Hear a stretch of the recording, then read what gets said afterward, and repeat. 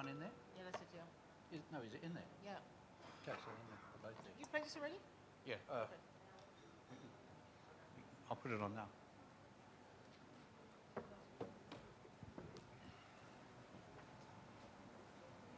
Oh.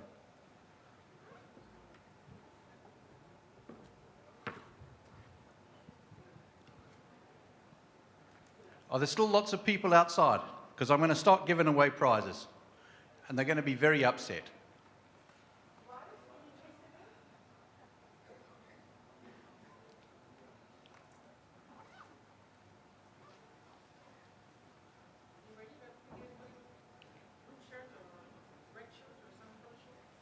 Do we have a volunteer to come and do the lucky draw? Who's wearing red socks? Who's wearing the white top? Francine. Francine, I've never met you before. My name's Kevin. How do you do? She's avoiding me. Francine, would you like to come and pull the ticket out the bowl? I think that means no.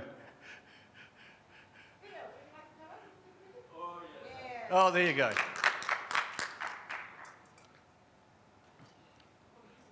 I have no socks.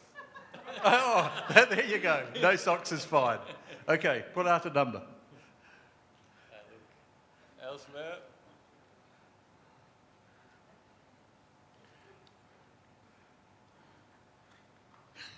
220. Oh, there you go. Okay, and because you're at the back, we're going to do another number straight away. I want to keep this one for me. So this is a GoPro camera from Streamport Media. Well done. Oh, nah. Okay, here's the prize, and camera's there. There you go. Oh, it was my Mary. Yeah, you can come on in as well. Did you draw another one? Draw another one. Okay. Look. Wait. 337. 337 in the room. It looks like the camera operator. No, it doesn't. No, 337. Going once, going twice. Give us another one. And the number is 292. No joyous screams.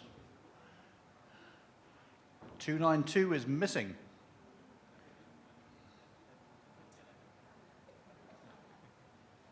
313. Are you here?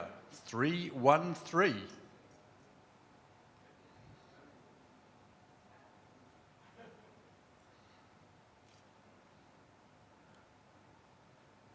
Two 6-0. Nobody getting excited? You're 266, right? I'm not really good. Okay.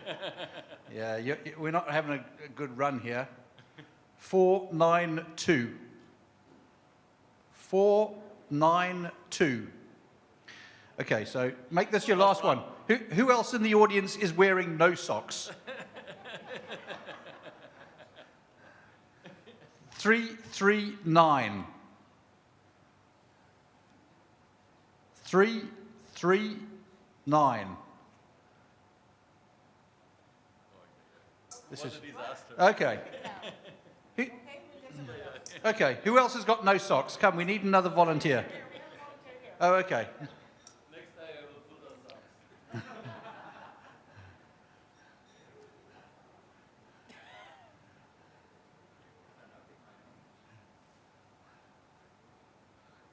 One 7-7. What have you got? 7. Hey.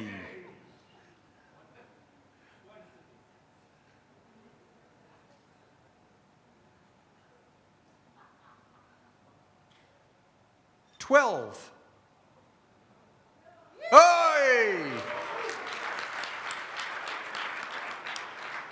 Is this the man from Senegal?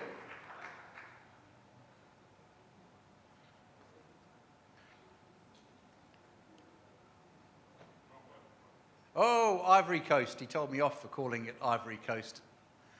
So the man from Côte d'Ivoire wins a Sony digital camera from United Broadcast and Media Solutions.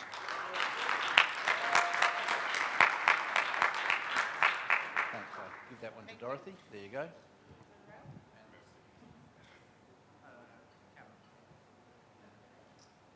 Okay. Okay, well done. Thank you.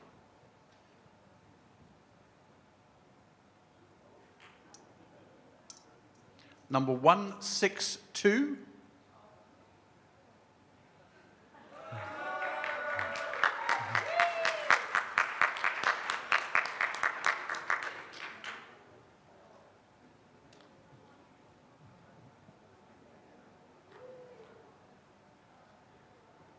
How would you like an iPad?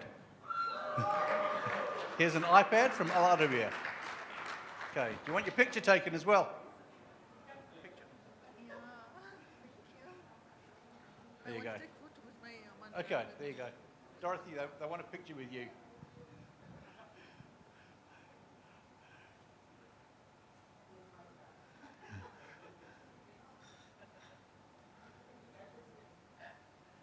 Okay, we have two more prizes that we want to distribute. Number 395. Was that close?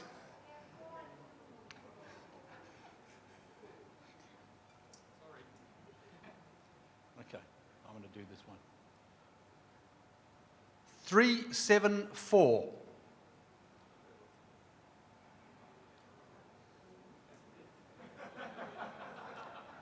Come on, let me make me go.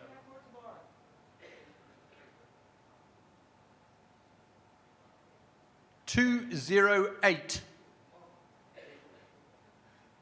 What you want? Hey! Okay.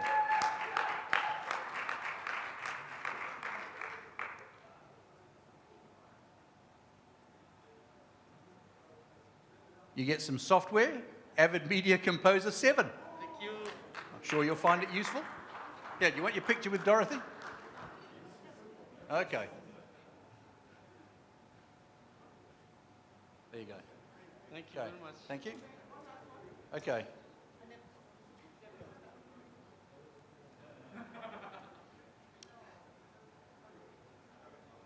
I'm sorry, I can't see your number.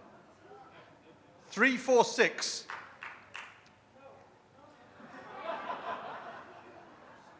I looked, I can't see it.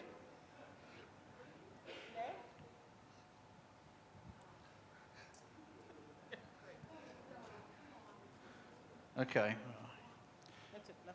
Okay, I'm told that this is the last one, and it was the closest I could get. 262. 262. Who's claiming 262?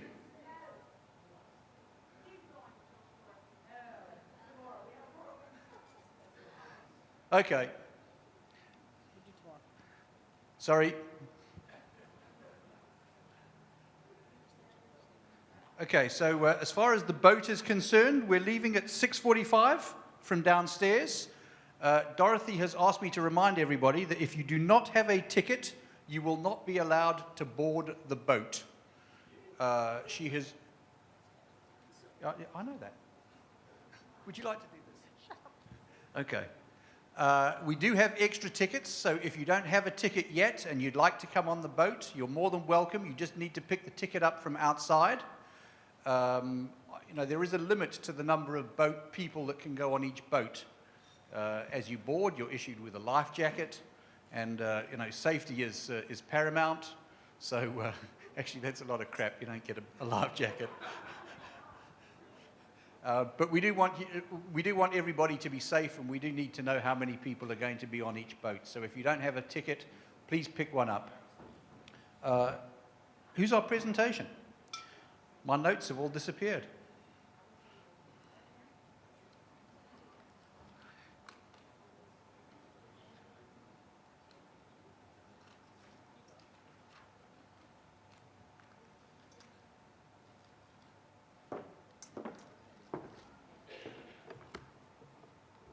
Oh, okay, so here we go. Sorry, Brí was standing next to me. So from digital access to digital discovery, applying semantic web and linked data techniques to digital. Bríd Dooley, head of RTE Archives in Ireland. It's quite a title. Yes. Here we go. Follow up the title with a great presentation. I'll do my best. There you Thank go. you all very much for coming back. I know it was the raffle, but still, thank you. I sort of kind of dropped my jaw a little bit at the end of the last presentation and thought, what am I embarking on? There is a lot of room at the top. Clearly, there's no doubt about that. And I'm hoping that the only way is up.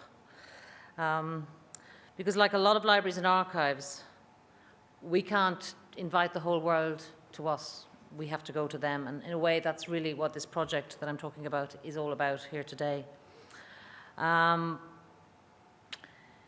Just to give you a little bit about who we are, I'm head of the archives in Ireland.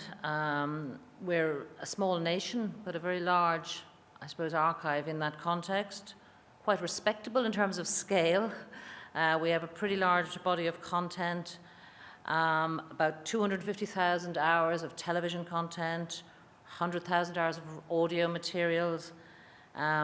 We estimated we had about 2,000 stills tucked away. We've selected about 500,000 of those so far. And we've just accessioned in what is the records of the broadcaster in what we call our document archives, also known as written archives, both paper and electronic. So that's a whole new area of work that we're only just starting on. One of the questions the last speaker asked before, or Kevin asked before we finished up, was about mission. And I think in the broadcast environment, archives tend to have very clear missions for themselves, and then those mission statements have to kind of move up into the broadcaster's role as well, and how it sees its whole mission. But for RTE, something significant changed in 2012 when RTE made a very public statement to say that it intended to develop and open up its archives, and this became part of its strategic objectives for the next 5 years. And with that in mind, we were actually integrated into what became the new RTE digital division. So the two elements of the digital future that was there before our eyes that we needed to follow, we were now becoming part of, and that was a very exciting opportunity for us. So why access and why not access and why discovery? In today's world, providing access to audiovisual archives, we all know it's a huge challenge. And working now very much within a digital output environment for RTE, as an archive, which we do daily, we can see that audience demands are changing as rapidly as consumer technologies. We began our public-facing publication archive back in 2005, and we launched a brand new version of it last year. And with the use of tools like social media, Twitter, daily online news digests about what we're doing, we've seen our audience just grow like that. So that graph that we saw earlier, we've just seen this steady rise in the engagement. Scale-wise, it's a big leap. It's not huge in terms of numbers yet, but we can see that there is an audience out there, and how do you find them, and what do they want? These are all questions we're kind of asking. But the search experience that we offer for ourselves in trying to publish this material right now, as well as for others who want to use the material, they must not just return accurate results, but they need to begin to suggest new pathways of investigation, start making connections, something we can't do currently. So what we're therefore doing is we are collaborating with two leading research partners in Ireland to investigate how tools like this could be developed for RTE's archives.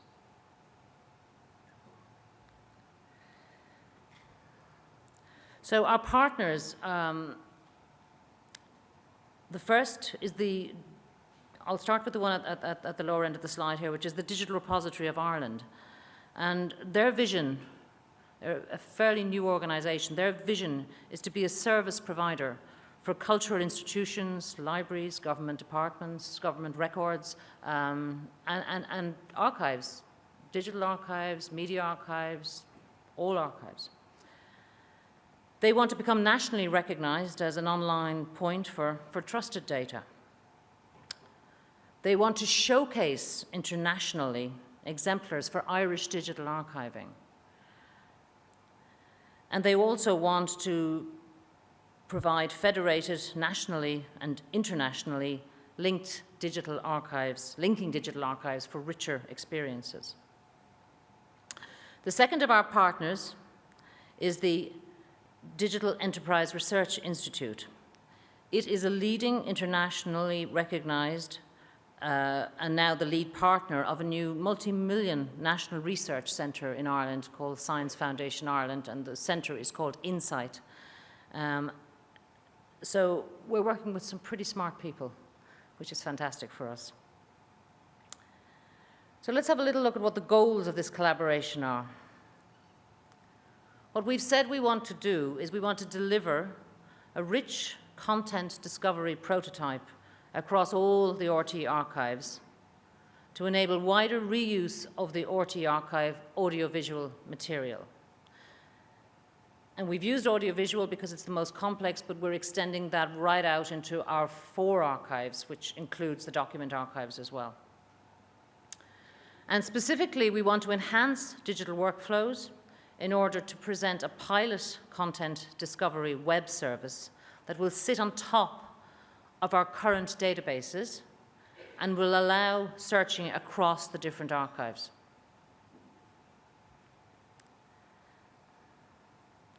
So our approach. We're at the very, very beginning of this project. We devised it towards the end of last year, and we are literally getting kick-started this month. And what we have decided, what the first stage of what we're doing is to provide a selection of metadata and essence from our archives for DERI and DRI to test and for experimentation purposes. In turn, they then will create new metadata models along semantic web principles for us, and they will help to build a test platform of sufficient robustness to prove the concept of the model. So at present, this involves a timeline, a roadmap, engagement with the 2 partners, the two institutes and ourselves. We're carrying out a data survey. There will then be an architectural specification. There will be a selection of pilot data, the real pilot data that we will work on, retrieval and transformation of the relevant data. There will be set up and integration of a metadata repository and metadata enhancement. Sorry, I'll just go back one. So out of this comes a narrative report at the end of all of this, which will actually tell us what these tools are, what they do, and how we're going to use them. A state-of-the-art overview in the whole area of content discovery, how this works in the online and the World Wide Web domain, and how it works also between trusted repositories, which is a significant aspect of this particular approach we're taking. The implementation of different approaches for content discovery as well. Defining guidelines for content processing for archives. Classification and evaluation of the discovered content. So when we discover this material through the new tools, what do we then do? How does this come together? And the last item the last point on here, a demonstrator. We will actually create a demonstrator to showcase what this is about and to give a tangible result so we can see, well, okay, what works, what doesn't, how can we deploy these tools, where do they best fit, and also, what should we do next? So this schematic overview here that you see gives you an idea of what I've been talking about, I hope. You'll see on the left-hand side of the screen there that we have a number of different databases, traditional relational databases, which we will continue to feed every day.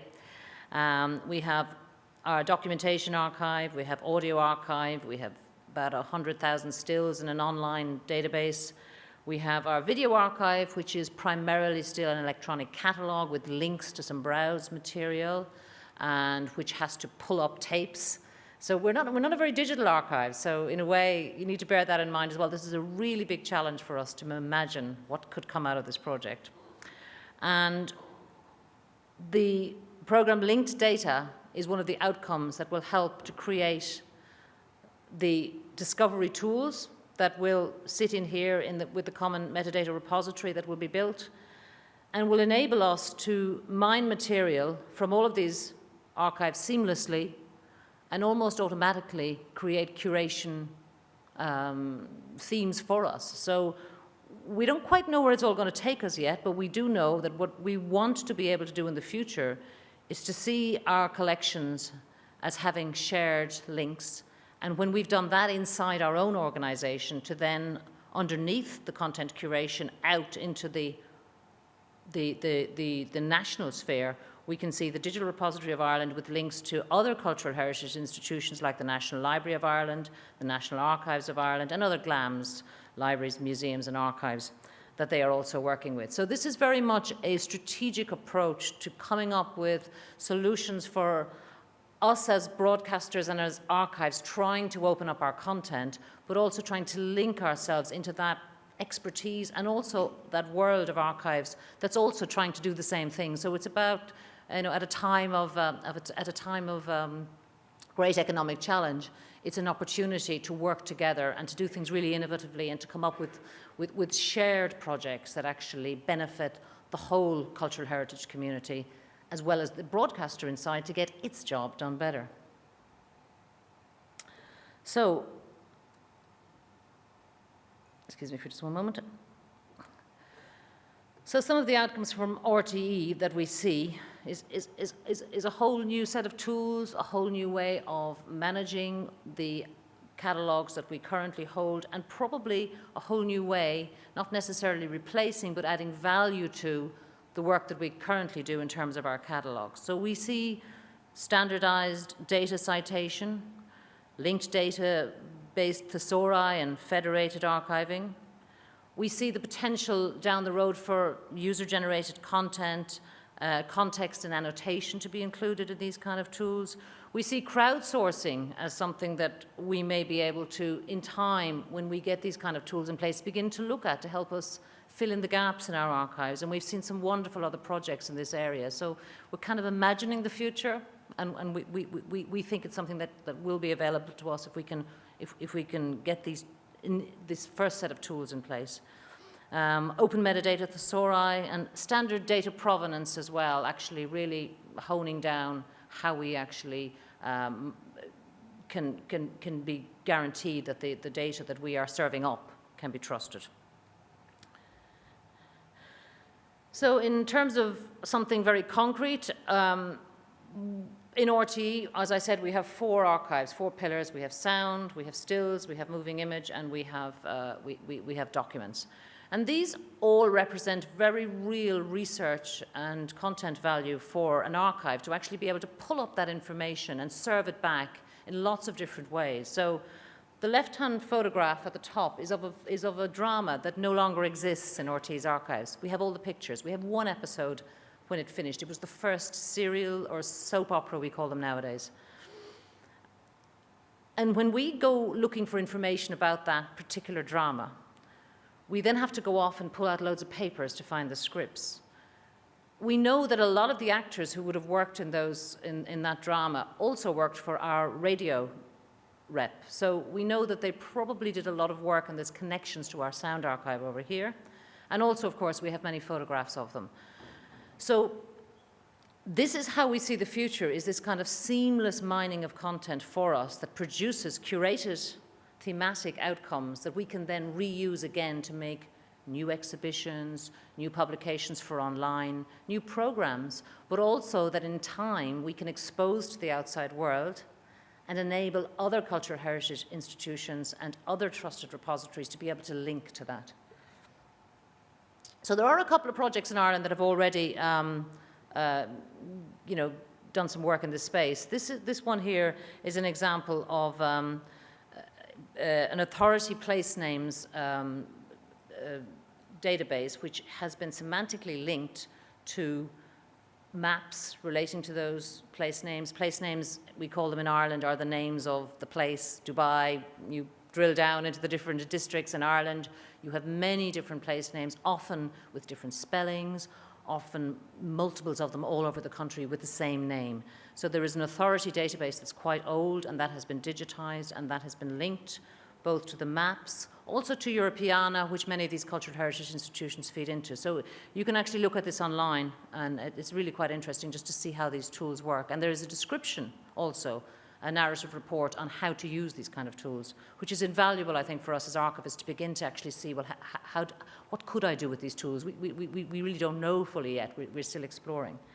And then, of course, there is the broadcast world, and we saw that fantastic example last year at conference, and I believe they won an award at IBC for this, which is RTBF's GEMS project, which Jackie Gupta referenced in her report on the opening of the conference as well from the MMC seminar. So, in effect, what we're hoping to do, I think, is piggyback a little bit on some of the steps that have already been made in this area, but mostly this is a totally new enterprise for us, working with experts. I think a point that was quoted from the seminar in Hilversum as well last spring was metadata. It's not interesting in itself, it's what you do with it that's interesting. And I think that's very, very true about these tools as well. We're not particularly worried too much about the technologies. There are experts there we can work with that can help us, but we want to figure out what they can do and how they really can improve the way in which we make our content discoverable on multiple platforms to multiple audiences, and firstly to ourselves to be able to better present and know this content. So it's also about knowledge gaining. Thank you, and I will come back hopefully next year and tell you how it all went.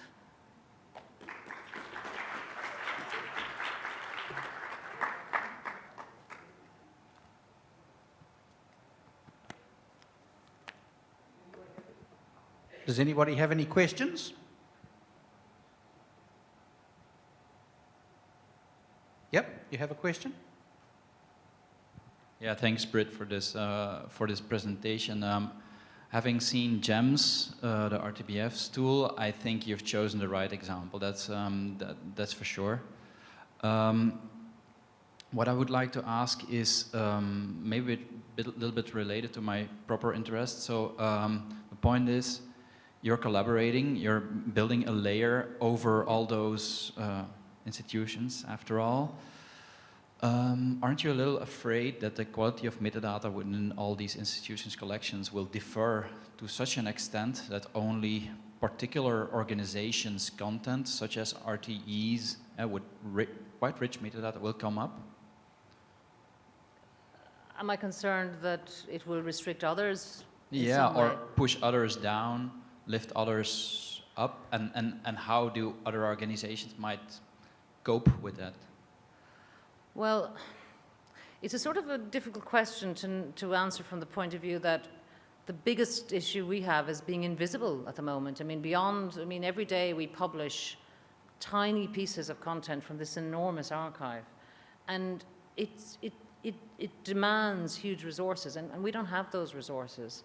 And there is a huge, not just commitment, but also there is a very strong demand from audiences, not just in Ireland, but the diaspora, the Irish diaspora all over the world, to get into our archive, to be able to see them. So I suppose we don't see it so much as excluding, but rather to show the way, maybe, to actually guide other archives into developing similar tools, and also to partnering, because this project isn't just about RTE, it's about all the cultural heritage institutions. So I suppose if we can solve the problem of opening up our archives, it has to be easier to help others to get on that platform as well.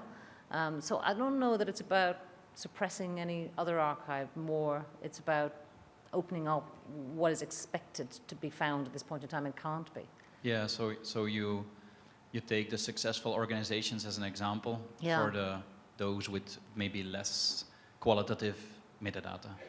Yes, and also the Digital Repositories Ireland's remit is not just to work with big organisations, but it has to do some work to actually showcase what's possible. So it is developing guidelines, standards, training. It is helping, and we're helping from the broadcast industry to influence that and to support that as well. So this is very much about a collaboration amongst all the cultural heritage institutions, and obviously the benefit of that. For example, only I think it was a week or so ago, there was a whole training event for archives in Ireland run by the DRI.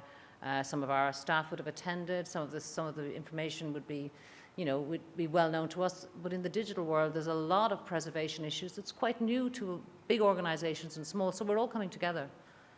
So I don't see it as a competition issue or in that way. Okay, thank Does that you. answer your question? Yeah, sure. Okay. Thank you. Yep, you need a mic? My name is Theo Moisley. I just are very interested in the collaboration between radio, television, and researchers, university researchers. We are doing two of these things, but sometimes we have the problems with because radio, television is not only archive. We have IT, we have security systems from our IT people.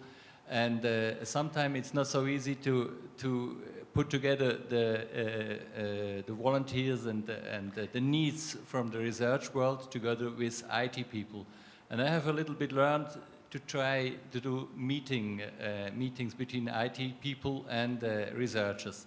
The only problem can be time. They do not have a lot of time. So what is your experience with that?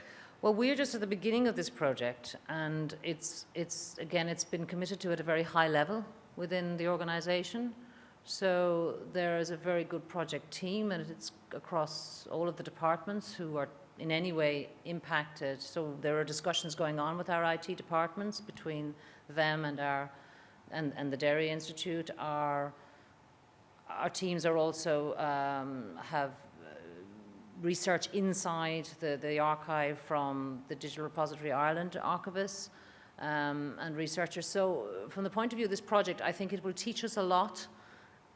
I don't doubt there will be problems, but I think it will teach us a lot about dealing with those kinds of problems and about engaging our IT people and our infrastructure and our archives and all of those who cross over each other on a daily basis in the broadcast environment, but in this new world, they're going to have to find a new way of facilitating as well. But we're quite committed to that. So I think although there will be challenges, we maybe get some interesting insights into how to overcome some of that difficulty.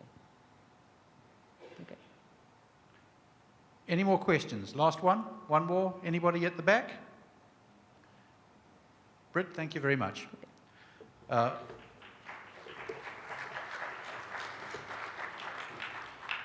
Our next speaker, Lara Ankersmit from NOS in the Netherlands, responsible specifically, I believe, for the NOS website and also for looking at mobile apps and connected TV for NOS in the Netherlands.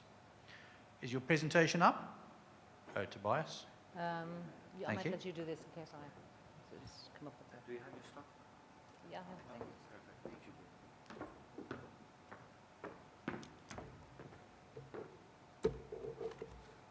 That's good.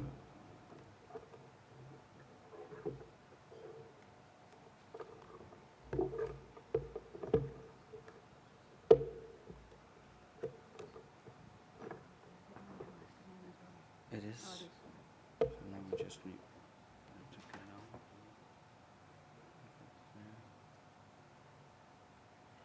And it's on there. Thank you. Okay, cool. Hello, my name is Lara Ankersmit. I'm from the Netherlands, working for NOS, what is a public broadcaster since 1951. We do a lot of news and sports events, coverage it already, and every day we make much more content than we already have today.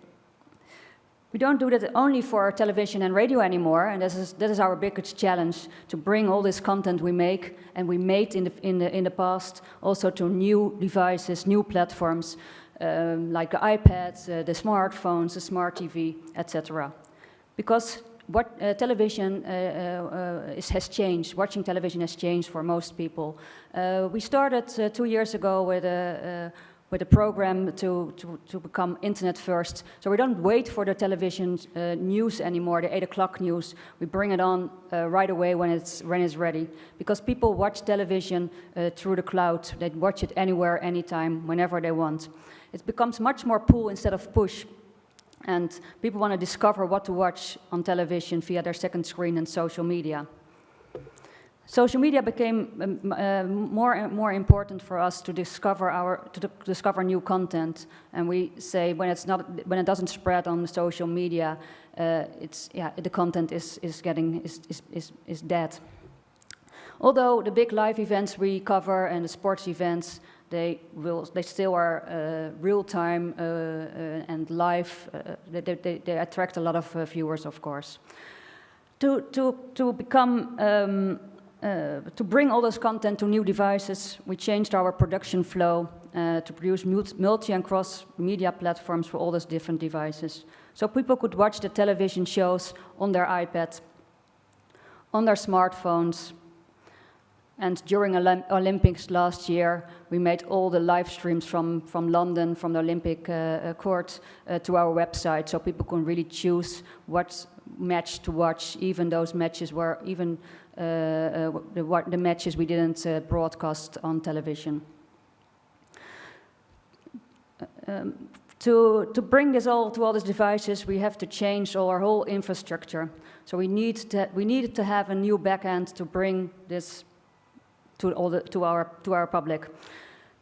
We started in 2009 to bring the content, and then we were mostly focused on the web. So it was quite easy. But since then, there came much more services and platforms and devices. There came a smart TV, iPad, smartphone, etc. And also we brought more content types. We brought live blogs. When there's an event occurring, we bring the whole day, every minute, we bring new coverage of this event, bring a lot of social media tweets into this. This became a database which wasn't to manage anymore, and we had to change that. We had to change that to make our content adaptive and responsive, to connect it with the main CMS content management system of the editorial staff, and to bring it to multi-platform development.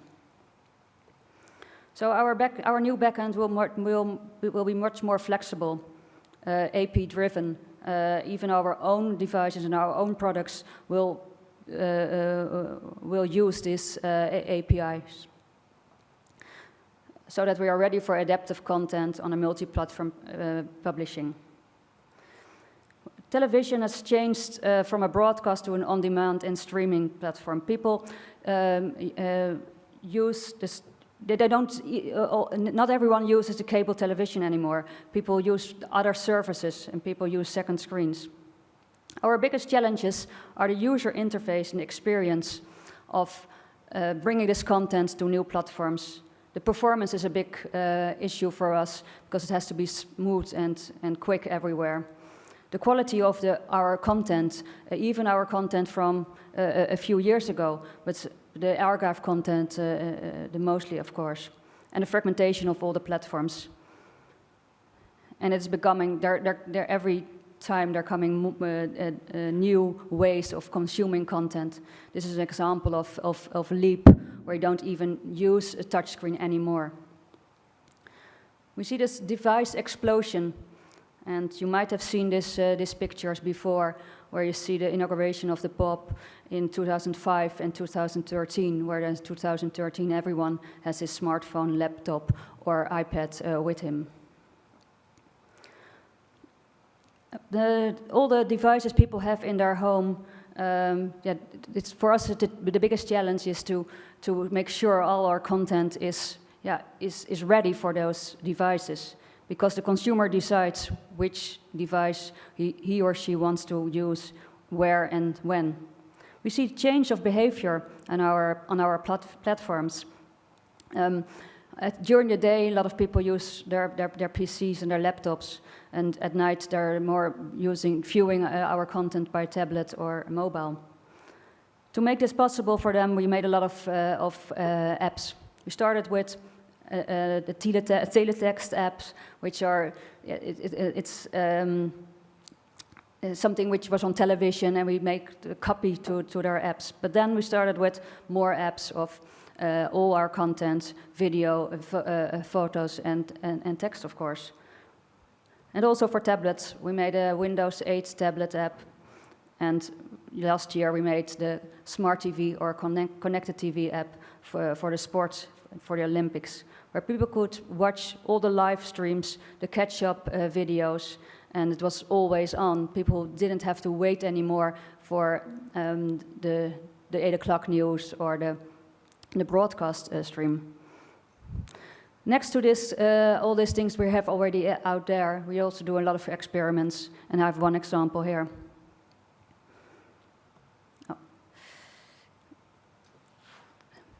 To use the smart TV, it's quite of a hassle. So we made our apps available for people with a smart TV, so they can use it as a remote control. You start it up. You find your smart TV, and you can watch the internet content, the catch-up programs right on your smart TV.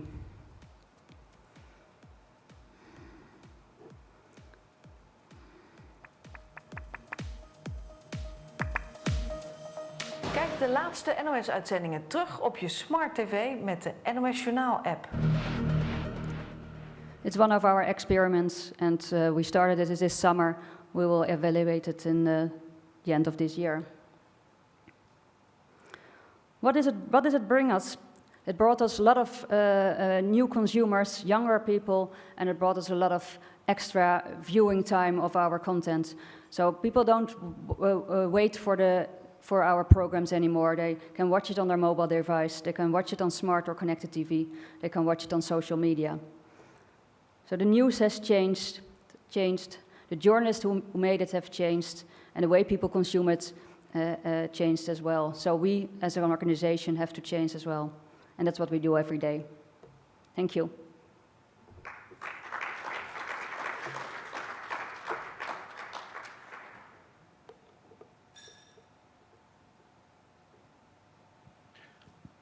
Thank you. A little shorter than I was expecting. Yeah. Any questions? One from Tobias, and yes, a few at the back. So I'm going to wander down here with a microphone.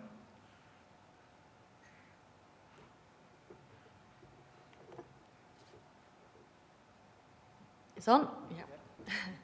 Hi, I'm Nina Fleischer from the Archive Publishing in Norwegian Broadcasting Corporation. And you said something about archive material in your player, but do you have a lot of archive material, and are you planning to kind of publish a lot of it, all of it? Of course, thank you. Of course, we use archive content almost every day, but the archive for us is already when it's published first. So the content of yesterday is already archived for us. So we bring it on from our own platforms. And for the smart TV, we had the challenge to bring older content, and then we also had to really. Change all the formats to bring it on. So we have to plan that, and the whole idea of having a new backend where everything is in it, we can use it when we need it instead of going into the archive and take a few days to have it in the right format. Okay, and it's not often that I get to walk down at the back. So I'm hoping whilst I'm here that there may be some other questions whilst the microphone is in this vicinity. Anybody like to? No? Was that a hand going up? Or you were scratching an ear? Here we are, the gentleman right at the back. I think it's Jason.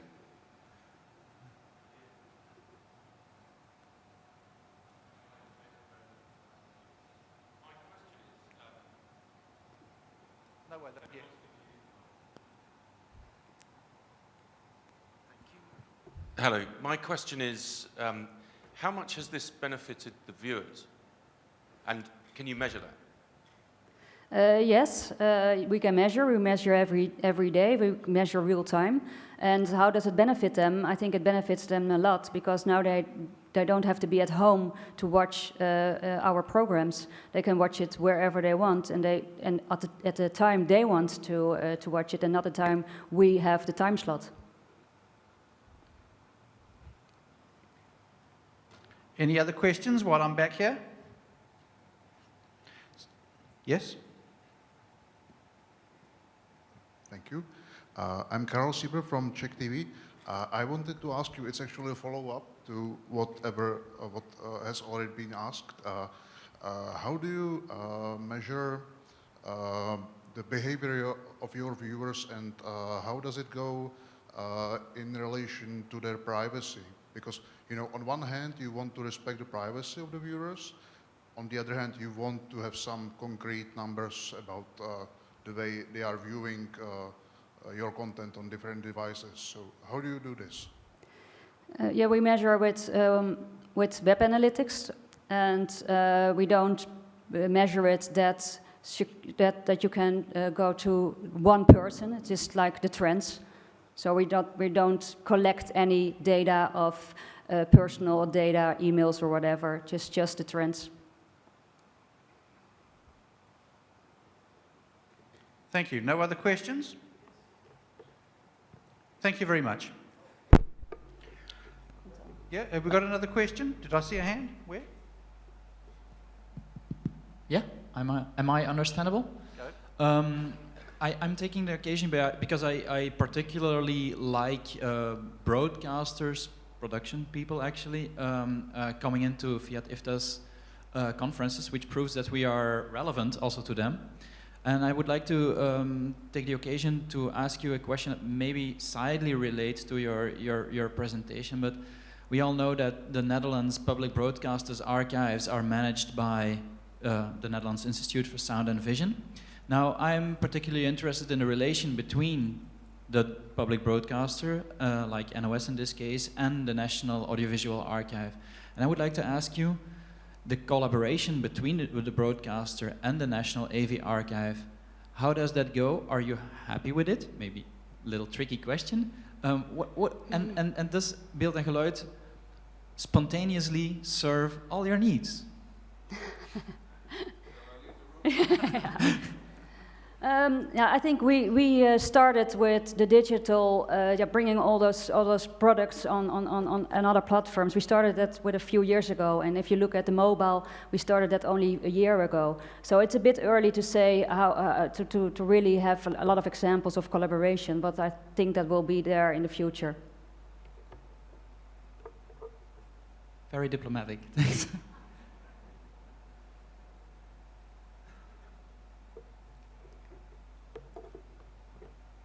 Thank you. I'm Tobias Grodner from the Danish Broadcasting Corporation. A very interesting presentation. One of the things we are discussing within our company and also with our collaborators, we have our own archive, is how to use more of it, how to valorize it better. And it looks like you've set your eyes on a strategy that attracts a lot of new and young users, which we all would love and need. But you're doing it with high-end new content like streaming sports and so forth, and that's very impressive. How do you see yourself using more archival footage? Will it be based around new trends, as you said, things popping up on Twitter, or do you see yourself also as having and using and onlining a fairly large archive, or do you see it more as in a more traditional production sense, where you would select the best pieces and then promote them like a program, but just a modern program? We will look what's one of the things is, of course, it has to be in the news, and what we do is we really monitor what our people are watching online, and we also monitoring what's going on social media. And if you see what people talk about, then we will find the content, or we make the content if it's not there yet. So it will be from a user view, where yeah, what are people talking about? What is in the news? What can we bring on on this subject? So it won't be from an archival perspective. It will be from a user perspective. Just a small follow-up question. So you could say that you're using your competences and knowledge from the news production area to being a very agile production company, because we tend to be long planners as broadcasters. We like to know what we will air in many days. So and then it becomes very hard in this agile environment. Yeah, we have several news programs a day, yeah, it's a news program. So every day there are new news, and so that it's planned in ahead that we will have every day all those time slots. But what will be going on? That depends on what's in the news. Thank you. Okay, so if there are no more questions, thank you very much. Our next session is a panel discussion. I've been looking around for our panelists and I haven't actually seen them. Are they here? Yes, 1, 2, okay. Would you like to make your way to the front and we'll get cracking?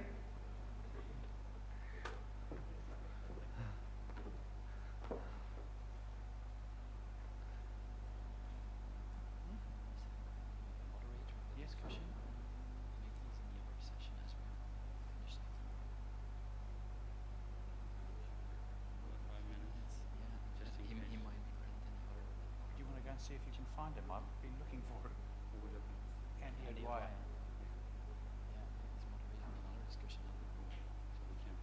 He'll be here at the time. Okay.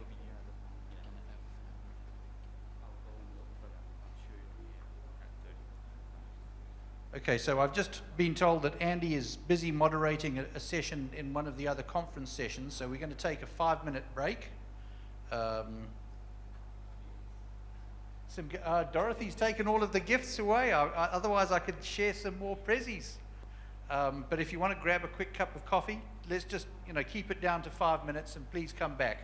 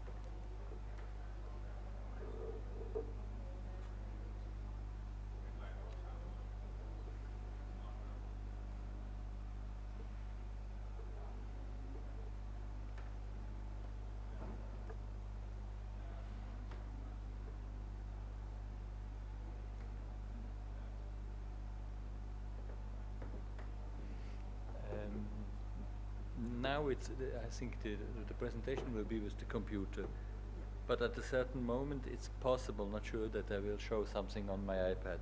And I have this, huh? I will just change the, yes. Yeah. Oh, can I already? Yeah. Oh, okay, thank you.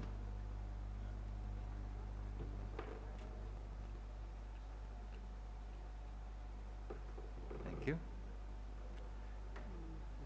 Yeah.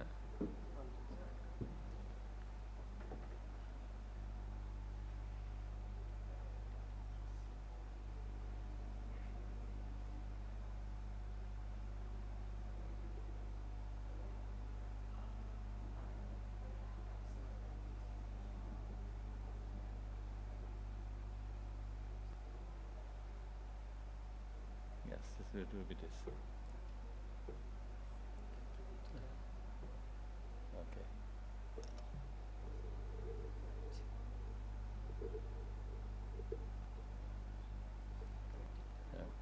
Yeah. It was the.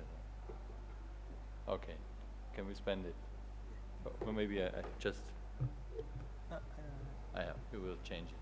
You can change the camera. Yeah. I wouldn't like them to see it now.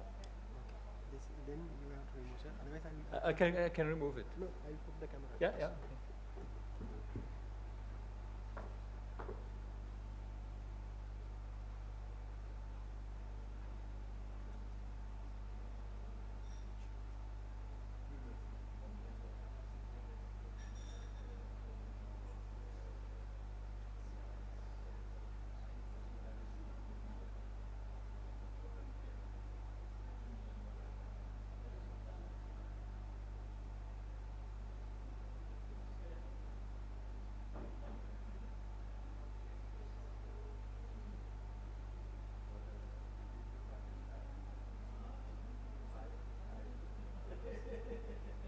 first.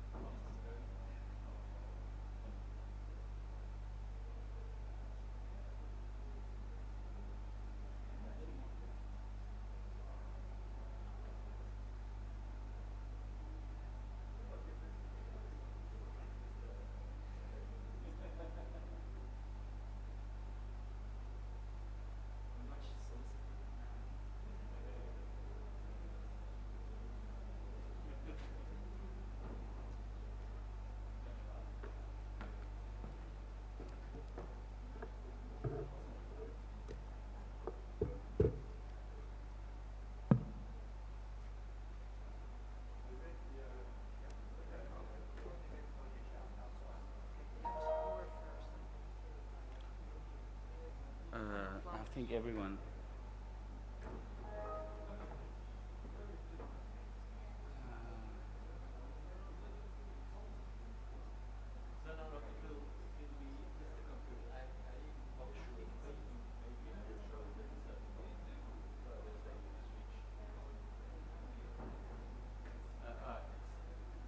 Yeah. We take off the cable. No.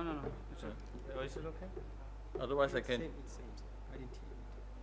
So now it's this. It's only maybe I will show it. Only maybe. We will see. Yeah. Whatever you decide.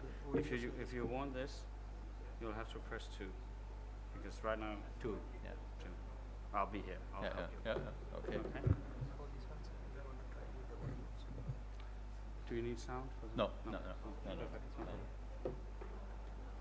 You see, I learned from you to use the couplet. I think it's really nice. You can also do it during. You can say, oh, we will change.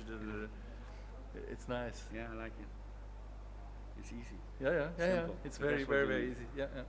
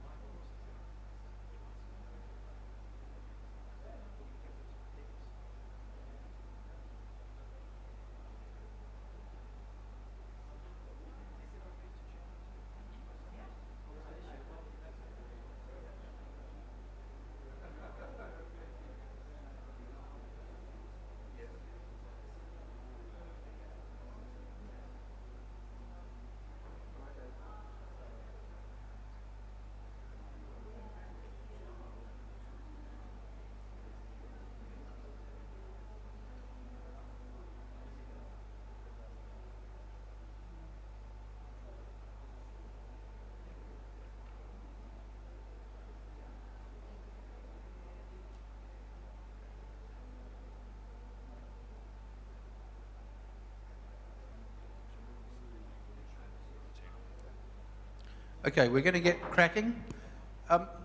Since this is a panel discussion, the people that are sitting at the back, in order to engage more fully with the panel, may decide that they want to move forward. They may also decide that they want to stay seated where they are. But I would like to invite you to use this opportunity, if you'd like to move forward, to do so. Are we set? Are you ready?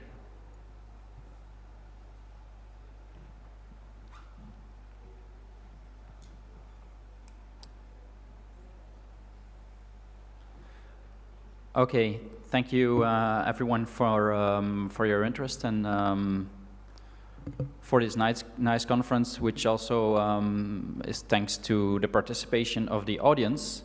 And in this session, I would like to encourage you to participate in the discussion that we are going to have. So I'll briefly set the theme. By the way, my name is Bríd Dooley. I work for the FIAT, Flemish Institute for Audiovisual, between brackets, archiving. And I'll briefly introduce what this session is about. So what we've seen in the last years is that huge digitization projects, often state-funded, were coming up. And prior or posterior to these digitization projects, the tasks and responsibilities of public broadcasters were questioned. So the historical focus of the archives of those broadcasters were on serving production needs. And these tasks actually were challenged by the requirement to answer to the huge digitization investments with a return on society, a return on investment for the government in a way. So this evolution gradually extends the mission of a public broadcaster's archive towards the cultural and educative domains. And this extension also brings new questions on the strategy and the policy level, and that is actually what we are going to discuss this afternoon. One angle to this larger or broader theme is also that digitized broadcasters' archives, especially those of public services, have a high identity building potential. That's maybe a little more philosophic, but not less important, I think. They represent a strong communicative and a cultural memory. Communicative because they conserve and reoffer sounds and images that people have consumed and perceived in a very individual and family or group-specific way. I'd like to quote Theo. Theo says always, every person his own moon landing. And that's actually what it's all about. So public broadcasters' memory is also cultural because it represents the product of socially, politically, highly negotiated and controlled narratives. So mostly, not always, with a national orientation, building national identities, or even with the explicit mandate of national integration. Now, opening up this enormous mass of digitized archive documents can double the potential of this media memory. It can reinforce the privatization or fragmentation of this memory. But it can also lead to very emotional and powerful constructions. And these constructions seem to be objective because they were built on public service archive assets. But independency, neutrality, objectivity, classic values of public broadcasting, will they also apply to national audiovisual archives? That's actually the question that I would like to tackle today. The mission of BBC once was to make popular programs good and good programs popular. And will the one that opens up the archive also make popular archives good and good archives popular? So that's actually what I set as the theme of this discussion. And let me briefly summarize this. We are facing new challenges: mass digitization, disclosure towards new target groups, We're having in our audiovisual heritage landscapes, in our national situations, we have new actors. National AV archives, broadcasters' archives have been on the stage for a long time. Project boards also of particular projects with a limited time frame and a limited scope, maybe. There are new relations. Ever more we're accounted for, you know, accountability, responsibility, sharing knowledge, sharing content. Those are responsibilities that have come up, filling up that landscape. And then we're confronting with old public broadcasting values. Public broadcasters in Western Europe were typically founded in the 20s, in the early 30s. And they have always been, have had a central leitmotif of objectivity, neutrality, and independency. And then the question is, how do those new collaboration models between the audiovisual archives and the broadcasters, what do they look like? Is it filled in with projects, with permanent partnerships, with contracts, with service license agreements? So what we've chosen to do is actually confront 4 situations. The situation in Denmark, at the top left, of Flanders, the top right, the Netherlands, and Switzerland. And we have searched for some points where these situations can be compared. And I'd like to start off with my own situation, the relation between FIAT, the recently founded Flemish audiovisual archive, and VRT, the public broadcaster. And you'll recognize the questions that I've pointed out on the left-hand side. These questions come back in every situation, and our colleagues, namely Petra van Dijk, Deputy Manager of the Netherlands Institute for Sound and Vision, Tobias, well known as the FIAT IFTA General Secretary and Project Leader of the Dansk Kulturarv project, and Theo Moisley, Manager of Archival Valorization at the Italian-speaking Swiss Public Broadcaster, RSI. They will tackle the same questions, and they will answer the same questions to make this a little comparable. And afterwards, we will have a discussion. So briefly, what FIAT and what the relation between FIAT and VRT is about. FIAT really points to, as target groups, we have a very, very broad range. We aim at the broadcasters, regional, public, commercial. We aim at cultural heritage institutes, to education and research, and also to the general public.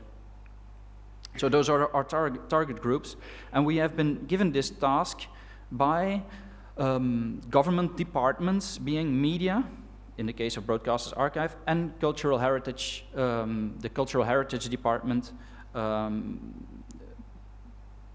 that is situated, in fact, in the Culture Department of the Flemish government. These departments are actually also the one that we are responsible to and to whom we report. And that's an interesting thing, because a covenant has been agreed between those departments and VIAT. And that's also a situation that I'd like to compare. What is the relation between the political level and the audiovisual archive, situated either in a broadcaster or out of a broadcaster? In Flanders, we have no legal deposit for audiovisual, for broadcasted documents, and that makes things particular, because I know that in some of your countries this legal deposit might exist, and that also gives a certain flavor to the collaboration between a national public broadcaster and a national audiovisual archive. The public broadcasters' archives in Flanders are funded by the media department and not by the culture department. That's also a circumstance which again, flavors the situation and shapes our audiovisual heritage landscape. The cultural heritage institutions, who also hold sometimes smaller collections, they are funded by the culture department. So VRT's archives is the largest AV archive in Flanders, but they are not funded by the cultural department. That's also a particular situation. Now, VIA is sponsored by a general Flemish government budget, not particularly by the cultural department, not particularly by the media department, but by the Flemish government as a whole. And as we have a responsibility for the whole Flemish society, VIA will only ask a fee, audiovisual heritage to be paid for, only in a business-to-business context. I have to repeat that all broadcasters and cultural heritage institutions will will remain the owners of their own material, but then still the question is, will VIA also act as a broker, for example, between two regional broadcasters? Why not? A very interesting point also to compare on these national situations is the autonomy that your institution is granted. Public broadcasters typically have, well, a smaller or a larger extent of autonomy and state influence. And I can honestly say that in Flanders, the public broadcaster is fairly autonomous, but still another institution will going to be managing those archives. Question mark. How in the particular Flemish situation we have solved some of these projects is actually a fairly recent framework agreement between, on one hand, VRT and on the other hand, VIA. And now this is a framework agreement, and a lot of details still have to be discussed. And that's also why I would like to have this discussion here, because it can be very inspiring, not only for us, but for you, of course, too. VIA will be particularly funding the digitization of a large part of VRT's archive, and also annotation. Adding metadata to those digitized archives will be a costly affair.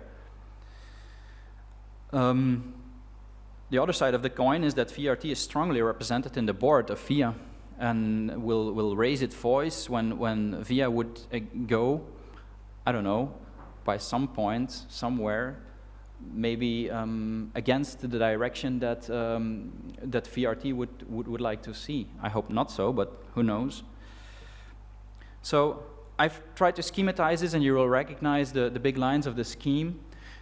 Above is the government, the state, who funds all, and the subsidy is in fact the stream of the money going to VIA, and VIA distributes it in the digitization projects to VRT, to the digitization of VRT's archive, but also to the digitization of the audiovisual parts of the archives of 35 other institutions. Now, VIA will be managing the long-term and sustainable storage, and will establish platforms targeted towards different target groups. So this is like a schematized situation in Flanders, and I would like now to invite Tobias to explain the situation in Denmark.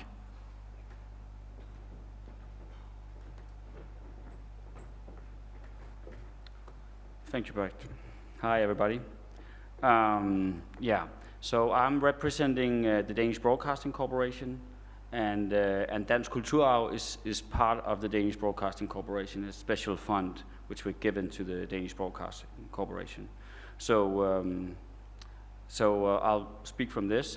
If it becomes unclear at any point, raise your hand and I'll try and elaborate on it. So as a broadcaster, as a public service broadcaster, we are licensed feed, and our audience is the general public, everybody. In Denmark, you cannot not pay your license fee. If you have any new device, you are obliged to have a media license, which is demanded by the state. We get these money, and then we share them within the culture industry, but we get the primary funds, but our yearly budget is decided by the government. So we reside under the cultural ministry, which all the other cultural institutions. But since we are licensed FIAT, we get money every year, but we are governed by a 4-year contract, which is renegotiated and adjusted yearly. But the rest of the cultural industry, I'd say in Denmark, is funded through the government budget. So we have a different structure, and this is in order to keep our independence and be independent of the political scenery or whatever happens in that state.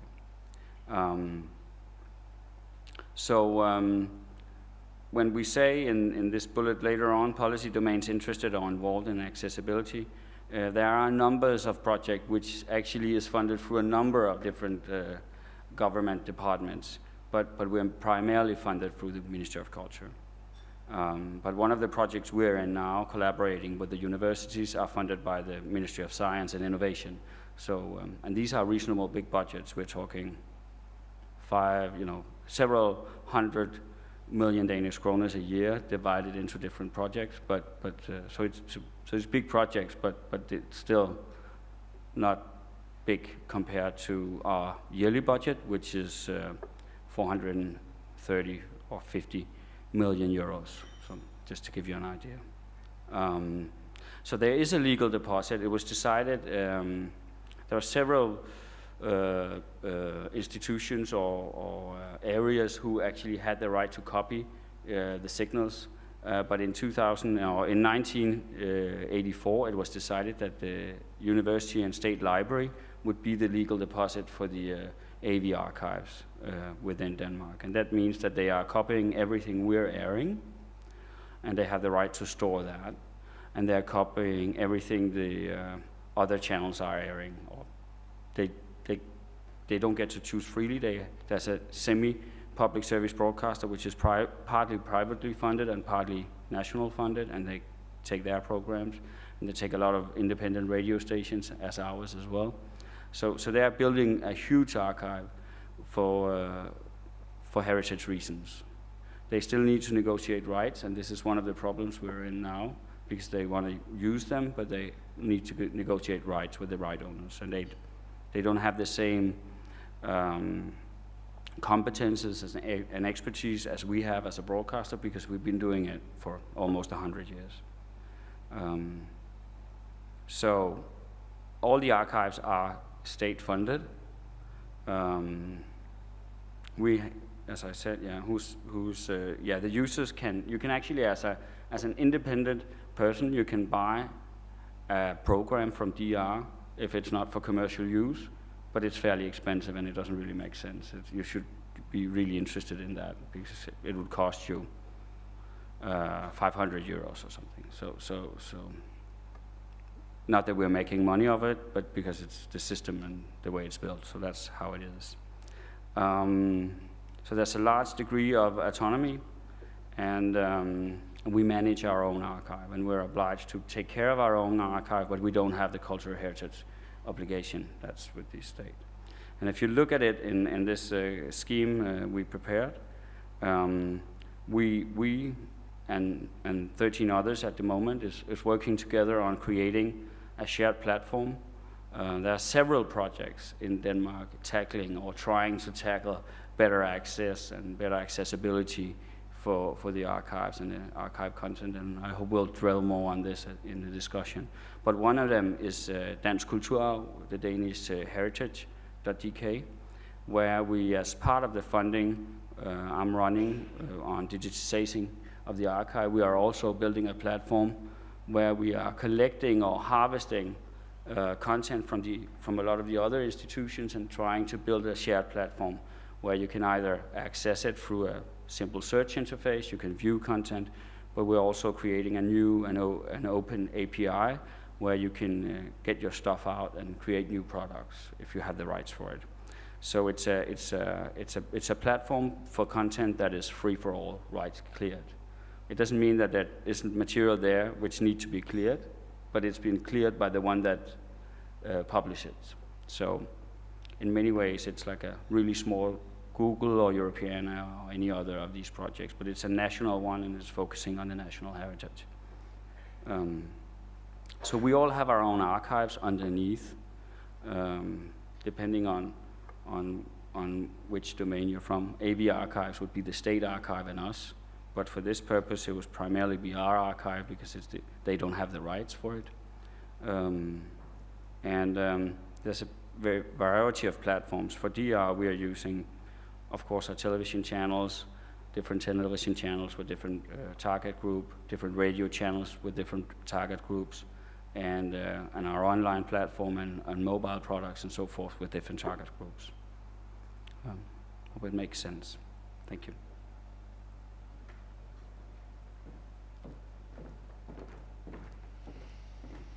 Hello, everybody. The Netherlands, Sound and Vision, and NPO. NPO is the umbrella organization of the National Public Broadcasters. Let me first of all explain a little bit about our institution. 10 years ago, more than 10 years ago already, the archive of the National Public Broadcasters was put into a large audiovisual heritage institution, combining the Broadcasters Archive and several other national audiovisual collections. So this was in 1997. Since then, we have developed into one of the more successful digital audiovisual heritage institutions, and at the same time professionalizing the archiving process for the public broadcasters. Our target groups, that's a wide range. We have indicated the broadcasters, not only the public broadcasters, but also other media companies, organizations in the creative industry, etc., can use our archive. Also, we have several services for schools, universities, research institutions in place, as well as a museum for the general public. And we also provide archive services to cultural heritage institutions. The audiovisual heritage is governed by a large array of national, regional and municipal bodies. But when I restrict myself to the national level, you'll see that we have the media department, which is part of the Ministry of Education, Culture and Science. The media department is responsible for sound and vision. Then you have the Department of Arts, which is responsible for the National Cinematographic Collection, which is not part of sound and vision, but is held by Film Institute. And then you have the Department of Cultural Heritage, which is funding projects, digitization projects, and projects to provide a larger access to audiovisual heritage. The policy domains that are interested or involved in accessibility largely coincide with the ones I just mentioned, but I've inserted here as well the Ministry of Justice's impediment to provide access to our shared history. And so the Department of Justice is important for us in our long-lasting aim of providing access to our archives. We don't have a formal legal deposit in the Netherlands, so what we have to do is make contracts with providers of audiovisual material and try to establish service level agreements with them in order to let our collection grow. There is, however, in the Copyright Act, remarkably enough, a phrase that stipulates that the public broadcaster should deposit their material at the Netherlands Institute of Sound and Vision. You don't find this in the media law, but it is in the copyright law. We only recently discovered this, funnily enough. Are users also payers? Well, that differs per target group, I must say. We have Of course, we charge a handling fee for business-to-business users. We try to provide the general public free access to our archives on site, so everybody is welcome to come to Sound and Vision and peruse the archives for free. But we cannot do this online because of the already mentioned IP restrictions. Autonomy or state influence. Well, we consider ourselves an independent institution, but of course we take into consideration the demands that our users have. We want to meet their expectations. So that's what we do as a broadcast archive. We want to make sure that our service is excellent, and we have on a very regular basis contact, of course, with the MPO on the services we provide. But of course, we are not a production archive that stores rushes and raw or unfinished materials. We are an archive that stores the finished programs. And the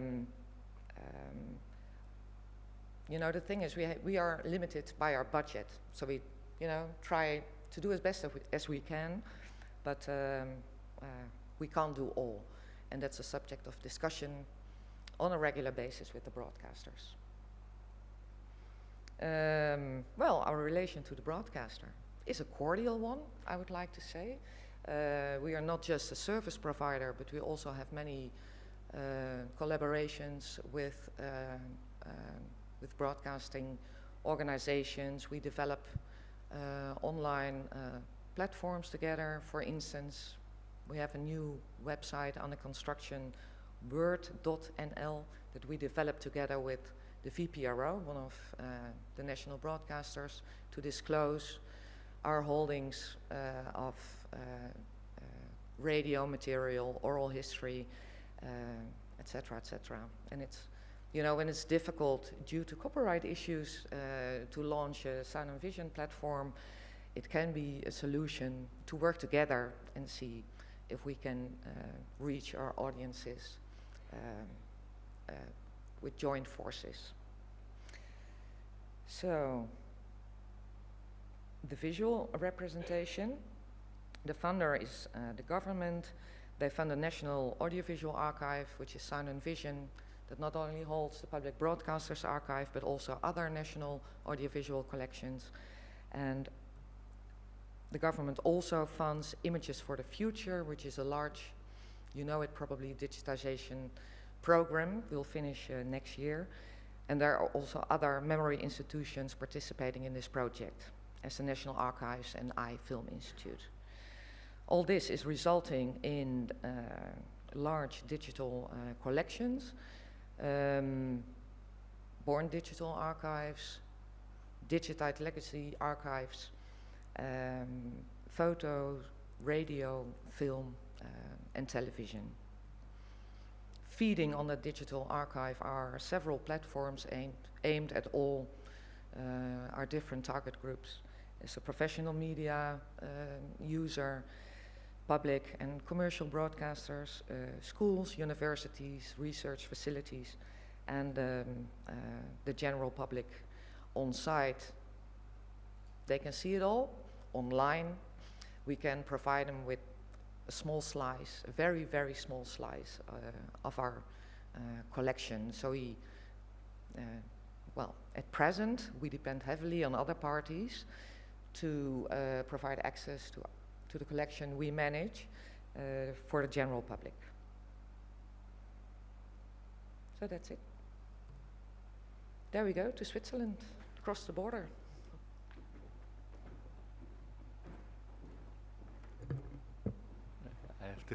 Good evening. Just to say, I will not explain how is audiovisual heritage organized in Switzerland. It's how RSI, we are the broadcaster, organized for audiovisual heritage. And so we can maybe understand the intersections between it.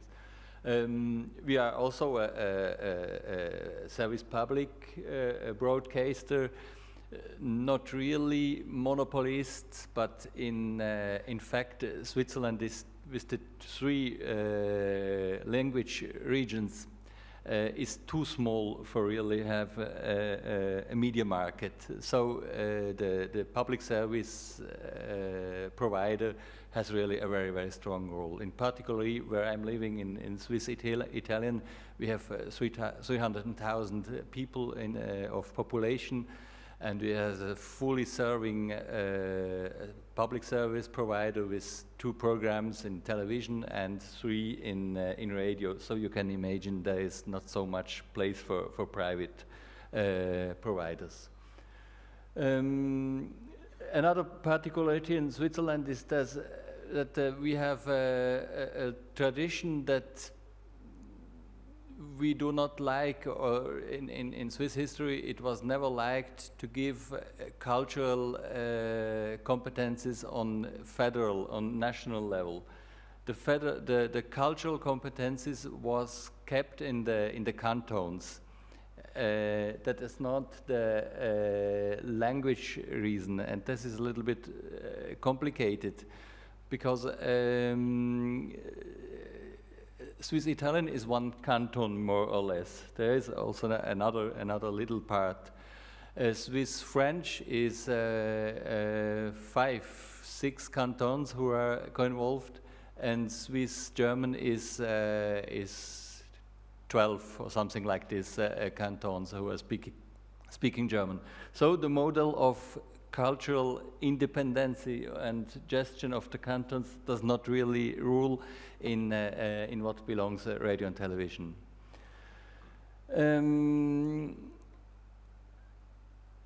We are just for our archives of the radio television. We are naturally a provider for the broadcaster for our colleagues in radio television. That's our main scope. But we are more and more collaboration with education, with museums, science and research, art, information, tourism, also civic reinforcement. We have projects together with universities and governments in these domains.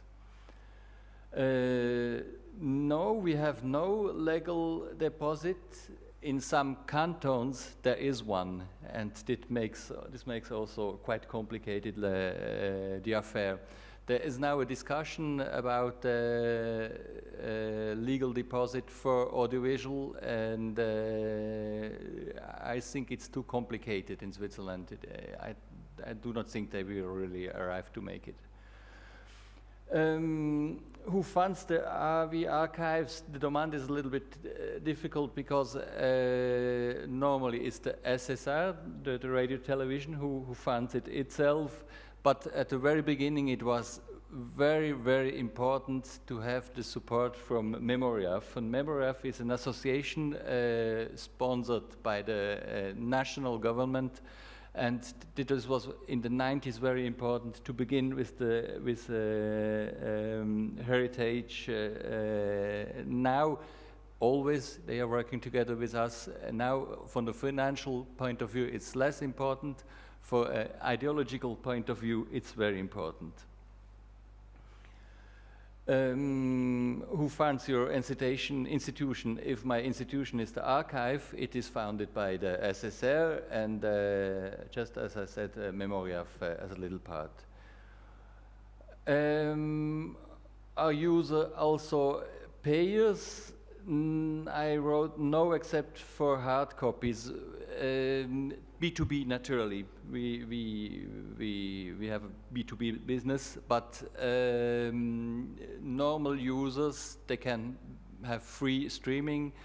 And if I do an exposition for a museum, or I am a teacher and I want to have the hard copy because it's too complex to have it on streaming, I can have it for 50 francs. It's not it's just for covering our little work to put it on a FTP file, and it's also that it must cost something, because it is free. I will have an inflation, so it's this 50 francs. Autonomy of state influence, we are a classical public service, so just previewed and imposed by BBC in the 20s. So I can say we have a national guarantee, but not direct national influence. What's your relation to the broadcast? I make part of the broadcast. Let's go page down. Just the design, the government, naturally, we have also, just as Tobias explained, for the moment, there is, the law says who has a television or a radio has to pay the fee. They have changed now. Everybody who has something has to pay. So it cuts the government who indirectly pays the SSR, and who pays also Memoriaf.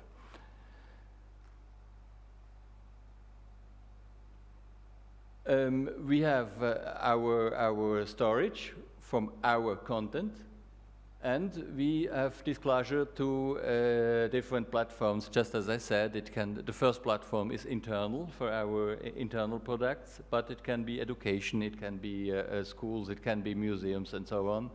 Sometimes, if we have projects, just as I said, canton have cultural competencies, it is possible that we have projects together with cantons. And then the different target groups. I just would be precise. This is our point of view from the broadcast. It is not really the situation of audiovisual memory in Switzerland. Yeah.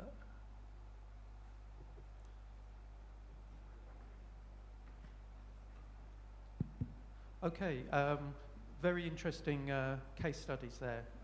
My name's Andy O'Dwyer from BBC, and I'm moderating this session now. What we'd like to do is open this up to the floor, so we very much welcome some questions. If you put your hand up, I'll come down with the microphone, so wait for me to come to you. I think what I'd like to do is just start with a question. If people have got questions, please put your hand up. I think the first thing to start with is one of the interesting things raised there about legal deposit. Particularly in the view of saving national heritage.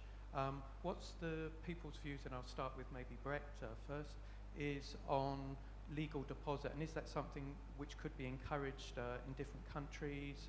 Particularly, we have commercial and state broadcasters who often want to hold on to their own material, but for cultural heritage and saving things long term, what's your views on how that should be?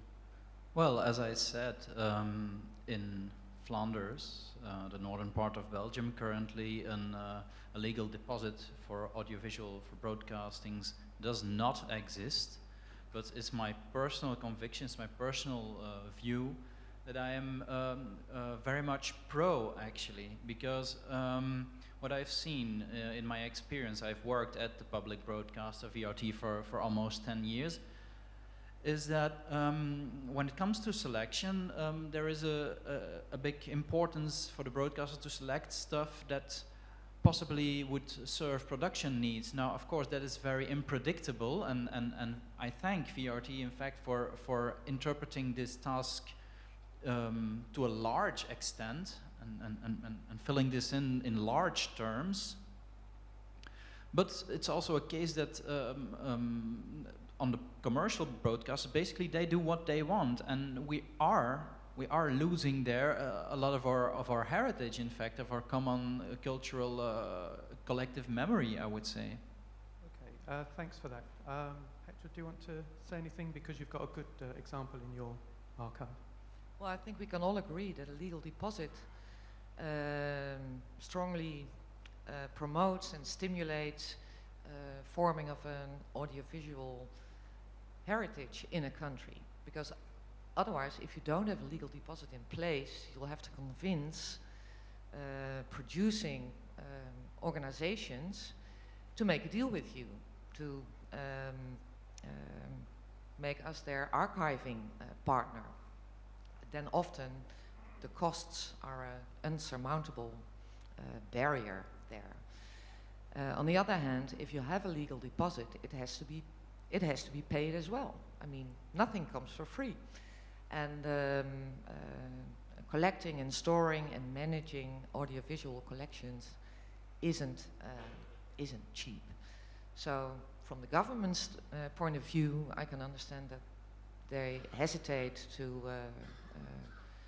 install a legal deposit. Great, thanks for that. Have you got something on that? I just would say maybe there's also a futurist or philosophical reason to say it's difficult to do legal deposit. Legal deposit, the idea is if I have published something, I have to give it to an institute.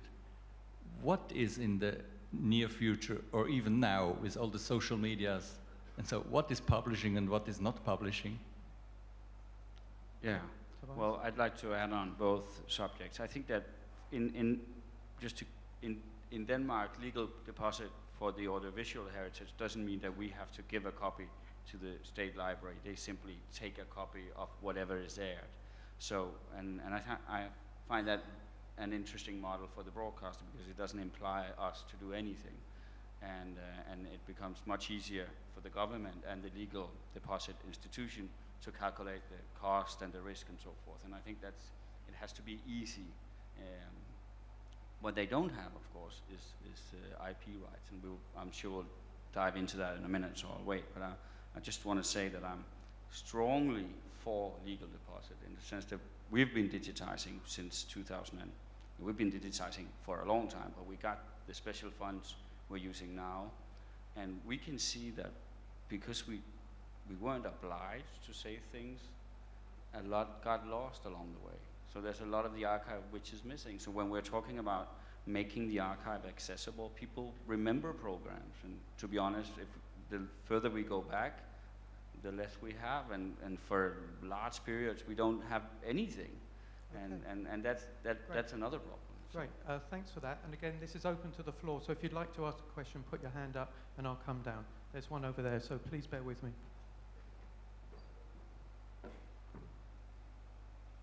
If you could introduce yourself and then the question. Thank you.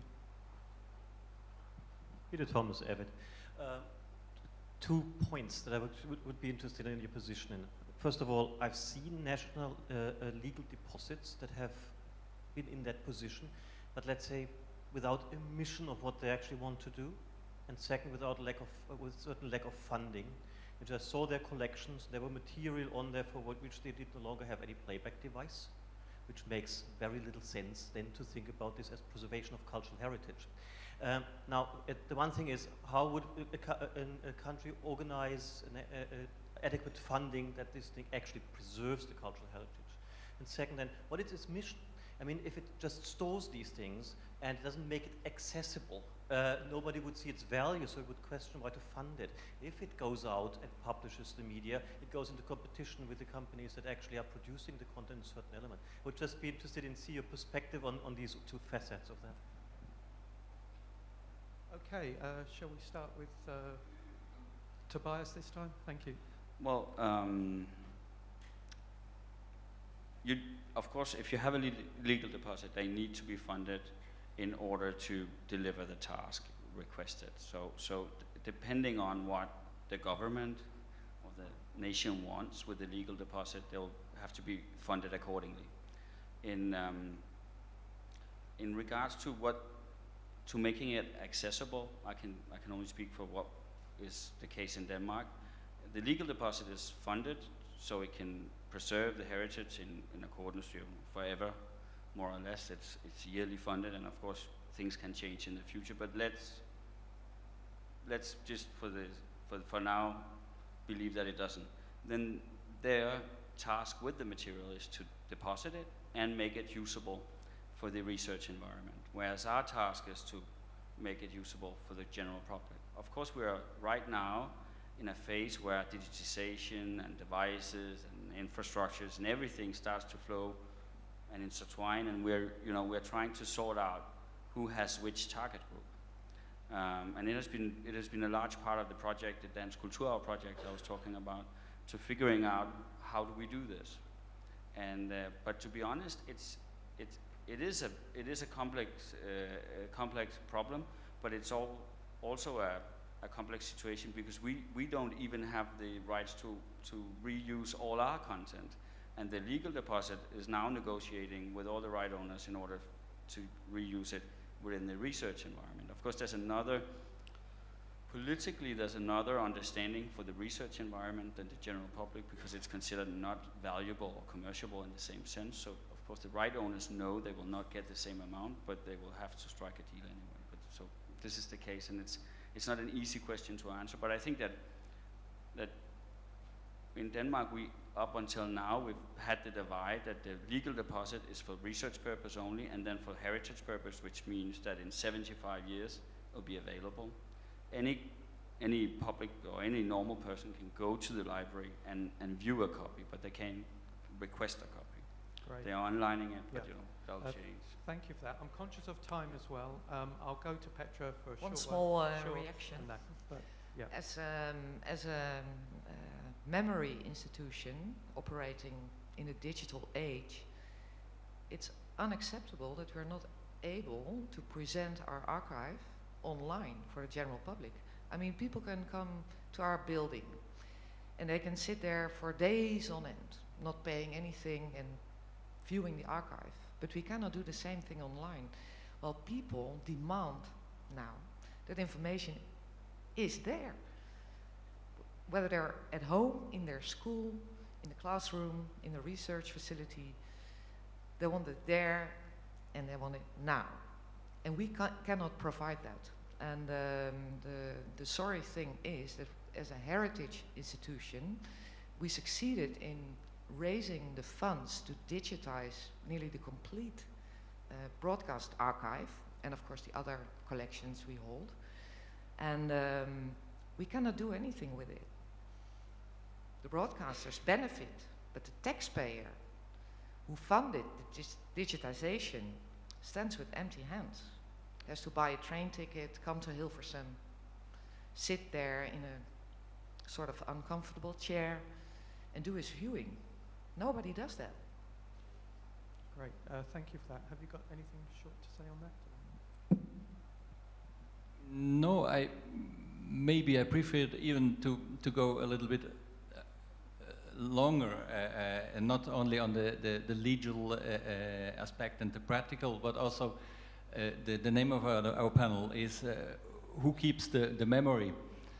And I think it's really a question even of power, of political power. Maybe you permit me to show you. Yeah, we've got very quickly. time, Yeah, but if you can keep in very short. Yeah. Thank you. Yeah. Because we have to do with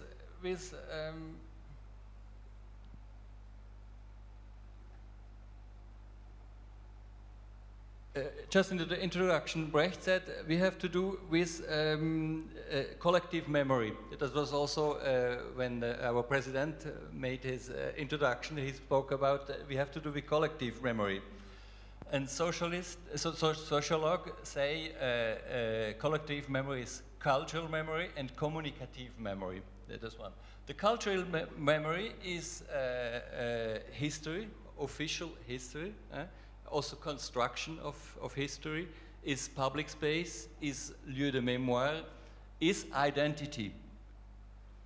The other part of our collective memory that we have inside of every one of us is communicative memory. It's our experience, is private sphere, is groups, and this gives also our identity. Now, I think what is very interesting when you have television, if we change this, and we write television, TV, and radio,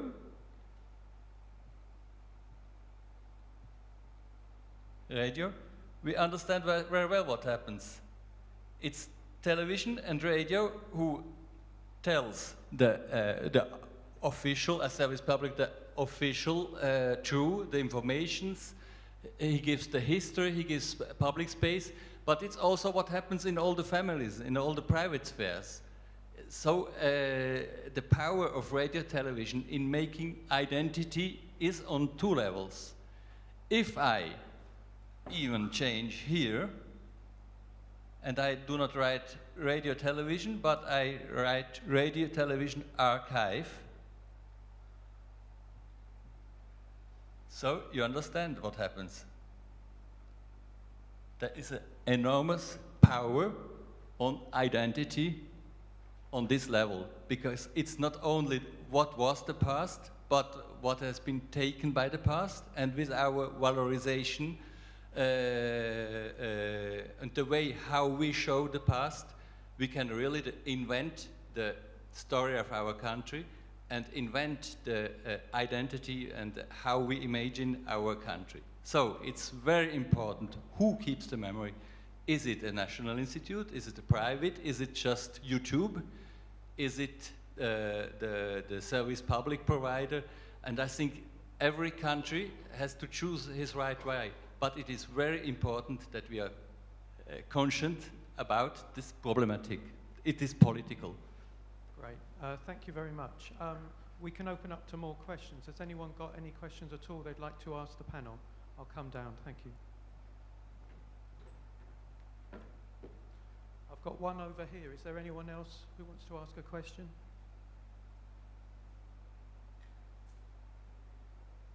If you could introduce yourself and then ask the question. Okay. Well, I was sitting in the back last time, so I'm Mark Damon from Belgian Defense and representing NATO. Since I'm a director from originally, I studied at film school, I'm very interested in all this. But I mean, it's just a remark, and I'd like to have your point of view on that.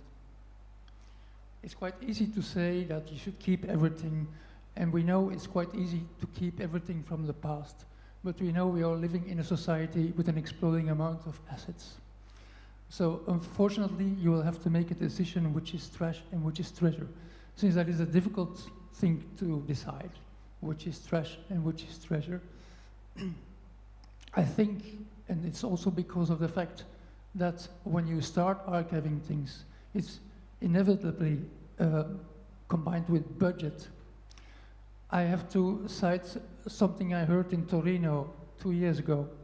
The president of the RAI, he even mentioned that if we put money in restoring feature films, why should the family claim rights? We invested in that, and I could follow there. The persons who invest in the past should get revenue of what they have kept from the past. Okay, do the panel want to have a reply to that? I totally agree that the investor should benefit from the revenues, if there are any revenues, because of course we all know it's difficult to have business models, you know, that generate substantial amounts of income. But a situation as in our case, where the government invested in digitizing all these audiovisual collections, and you know, we just don't succeed in, you know, bringing it back to society. That's really strange. And when the broadcasters themselves, they benefit, but they don't pay. So that's a strange, illogical situation, really. If I could join in, me too, I strongly agree in the sense that, in my opinion, in my vision, and as an historian, I know how public service broadcasters grew in the 20s and the 30s. A public broadcaster is itself a service public.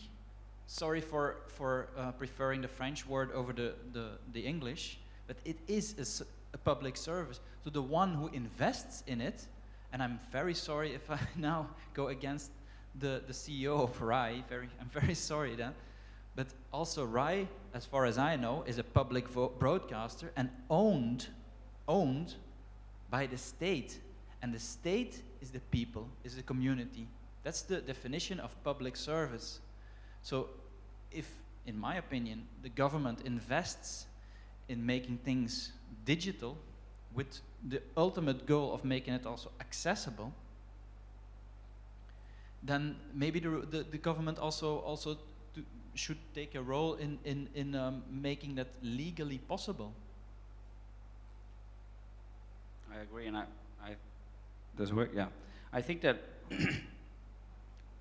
to quote one of the speakers yesterday, he said he had a dream and there was no tape. It was all there and he could do everything with it. And I think that is everyone's dream. And I think that it's, from a personal perspective, I understand, and I've been working on making sure that we could give as much as this back to the public who have been paying the bills since the 20s. But I also understand that we're working within a legal framework, and we have to respect that there are right owners, and we have to sort that. And I think that it's a political and a strategic question, which is very, very difficult to solve for the institution. It has to be solved politically, and I think what even adds to the complexity from a broadcast perspective is that we are both right owners and right acquirers. So, and I think that you could say the same for a lot of the National Audiovisual Archives. And I think this is a very complex question because on one hand, you want to give it away. On the other hand, you want to sustain your business model, whatever public or non-public it is. So we haven't seen the last of it. We need a better model for sure.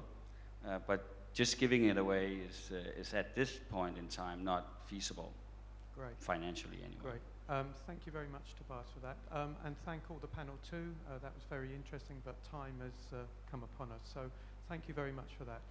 And thank you for everyone here. Thank you very much.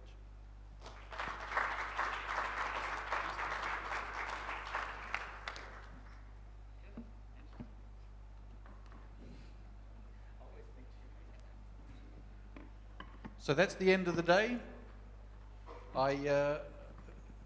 Without wanting to bore everybody with a repeat announcement, please remember that the boats will be leaving at 6:45, and you just need to be down on the ground floor at 6:45. We can walk to the boats from here, so I'll see you all later.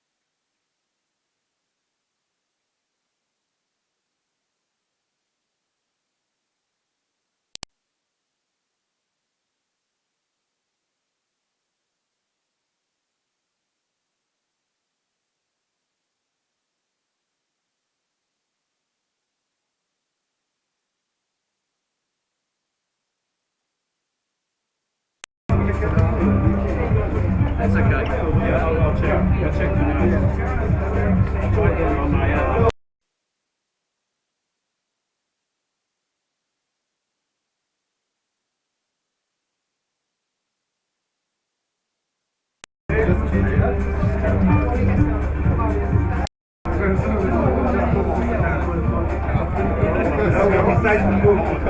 And by the way,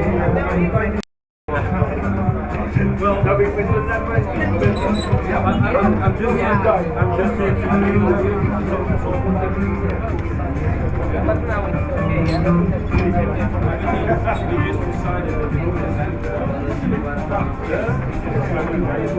I'm just here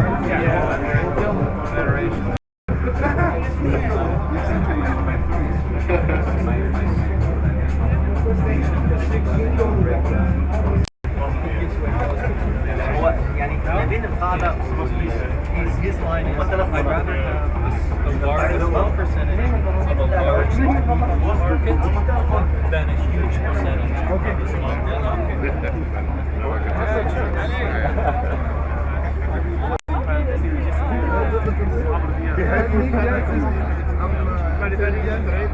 working for the growth. Then there's no more growth.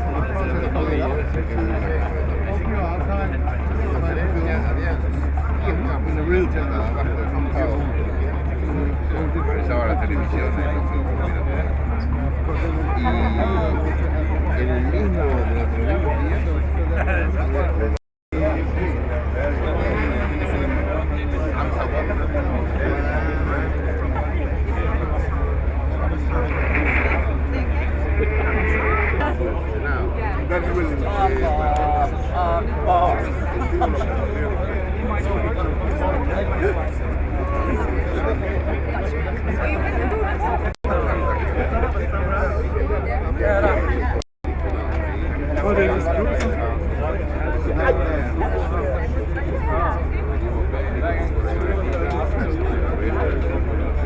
Just leave it, they know what the...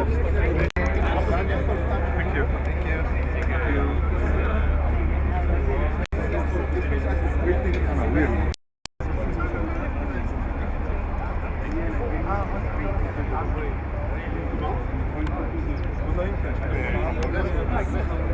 Big vest.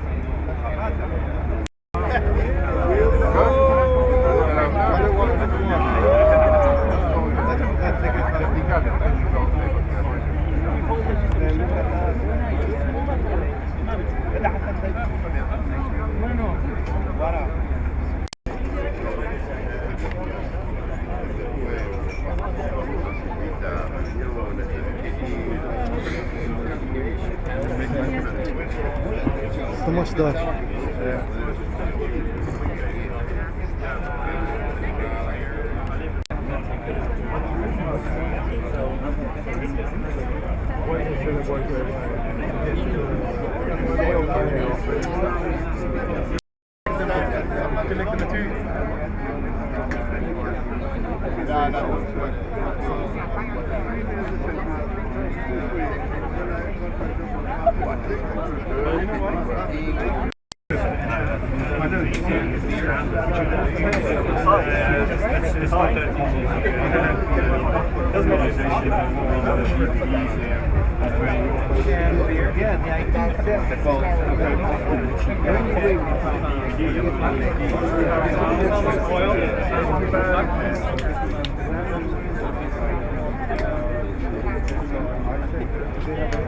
Art Center in Netherlands.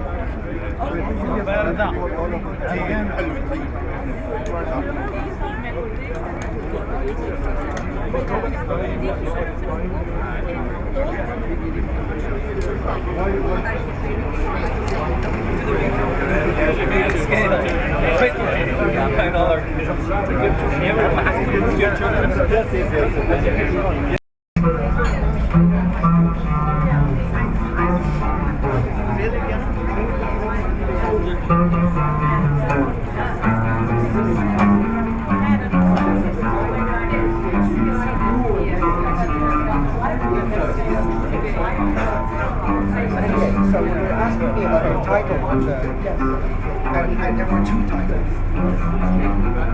He had 2 titles, he originally.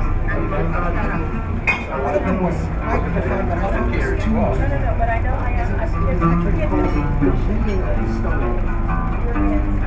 Can do it.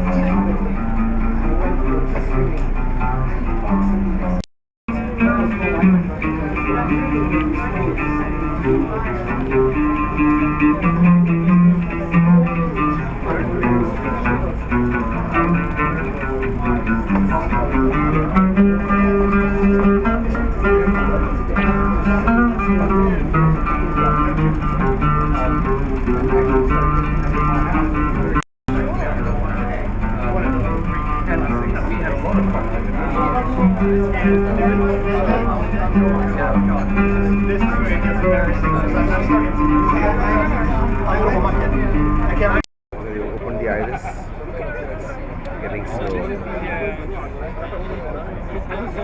Slow shot. But beautiful shot. Yeah, I will try to play.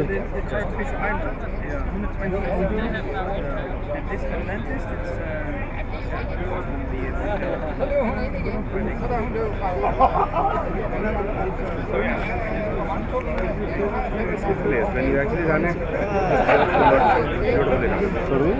It's interlaced, right? Yes. So it is run good.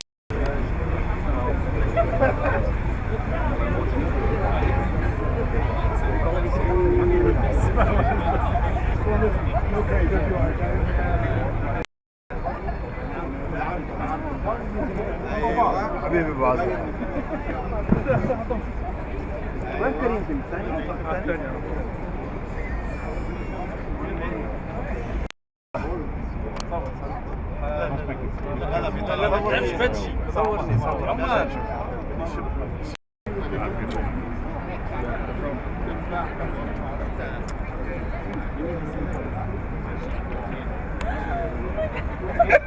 I know, we do the same thing. Yeah. Oh my god, you fish. Oh yeah, I know.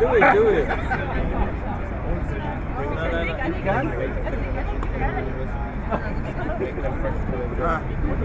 So romantisch.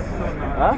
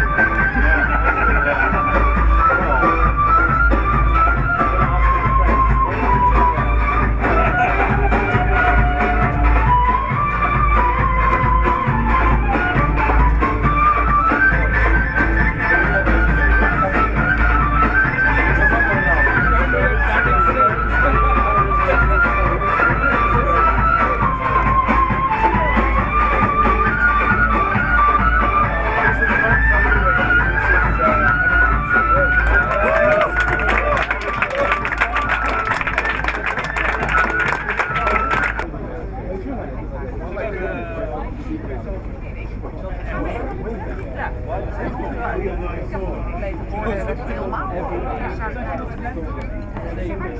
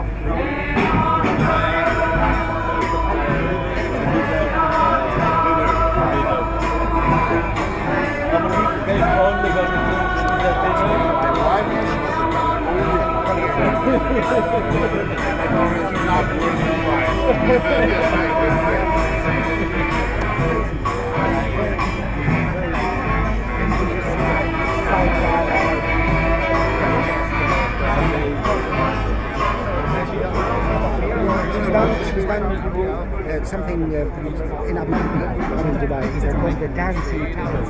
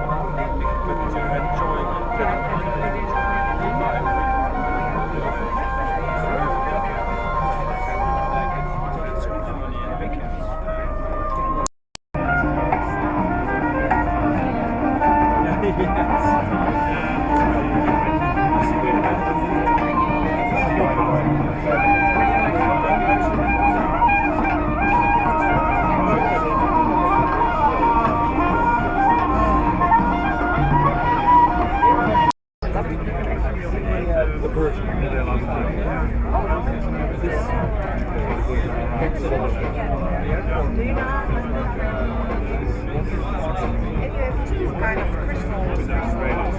He's in New York. Chrysler, sorry.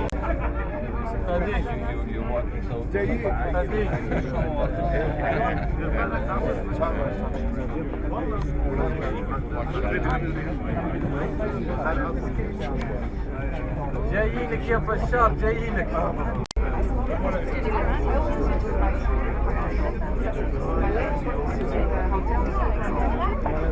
Something big promo-wise, because all the money is going to China, to South America, so there's growth.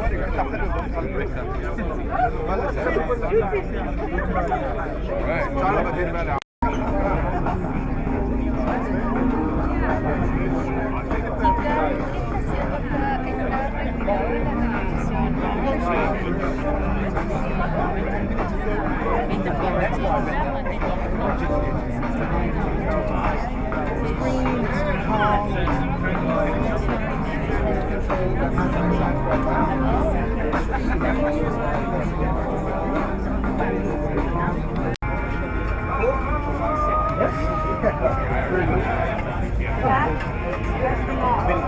Pushing some food in my house for so happy.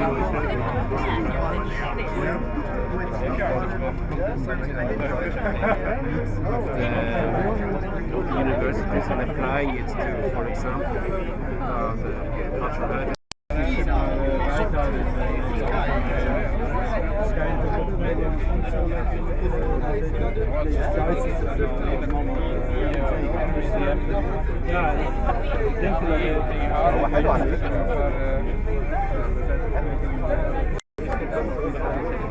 يمكن بكره تربح الايفون.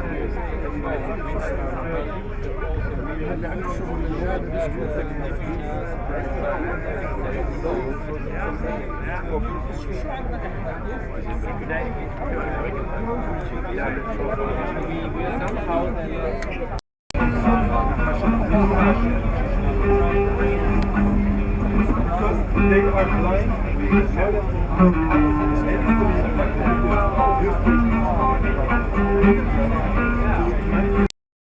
They assassinated one of the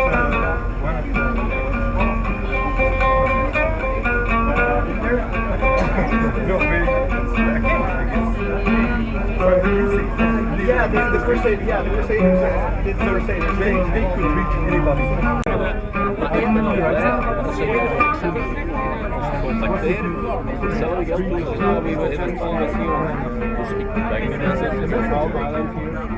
Are you sure this would kill it? This is supposed to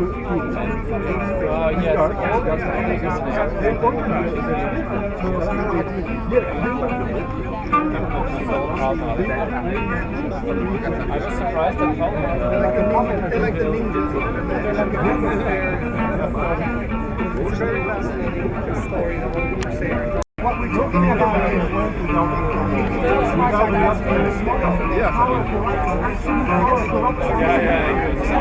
with knowledge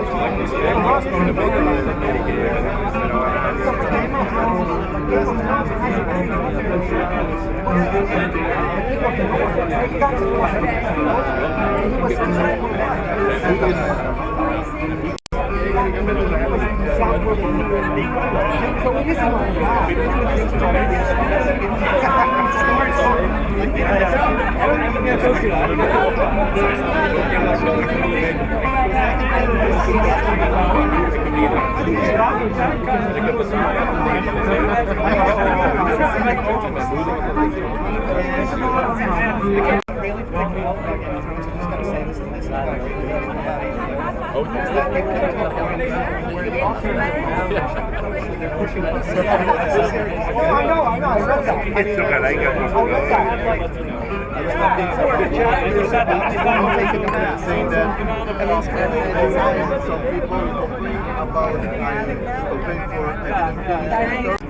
اول شيء المركز تبعه مش وسط في شيء شكل داخلي مختلف عباره عن مربع كامل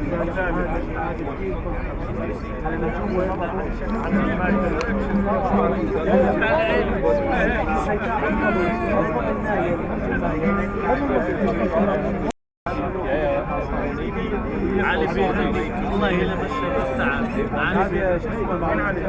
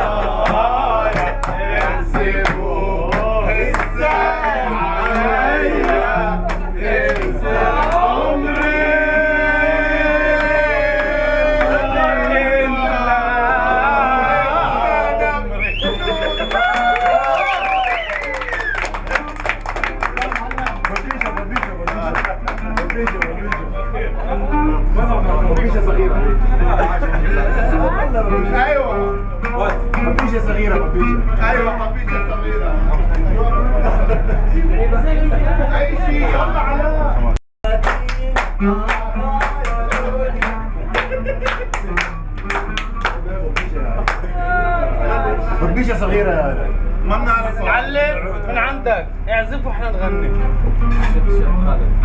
الشاب خالد لا الشاب خالد لا اعزف من عندك واحنا نغني وينه علي صباغ علي علي فوق صباغ لازم ينزل والله يجيب لي علي صباغ والله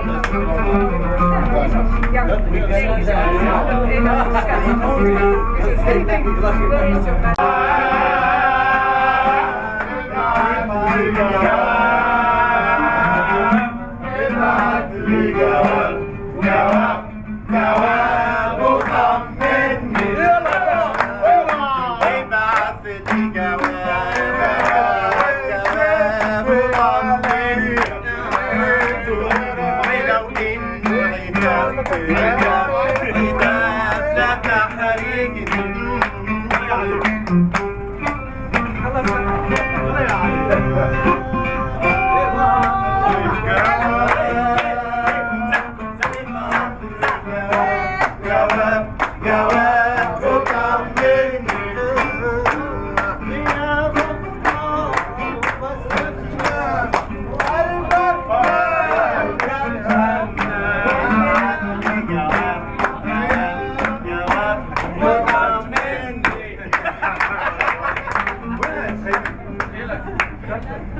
Yeah, give me the glass.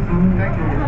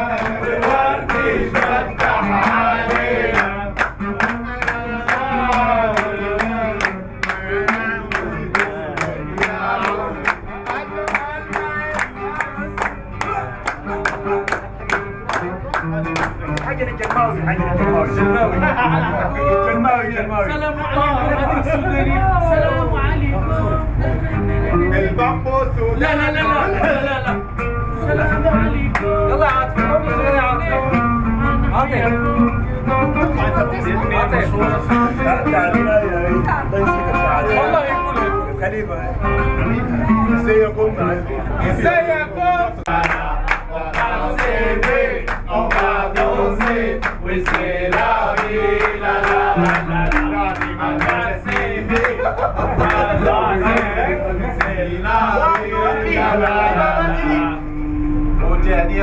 بالشعر الشعر أسد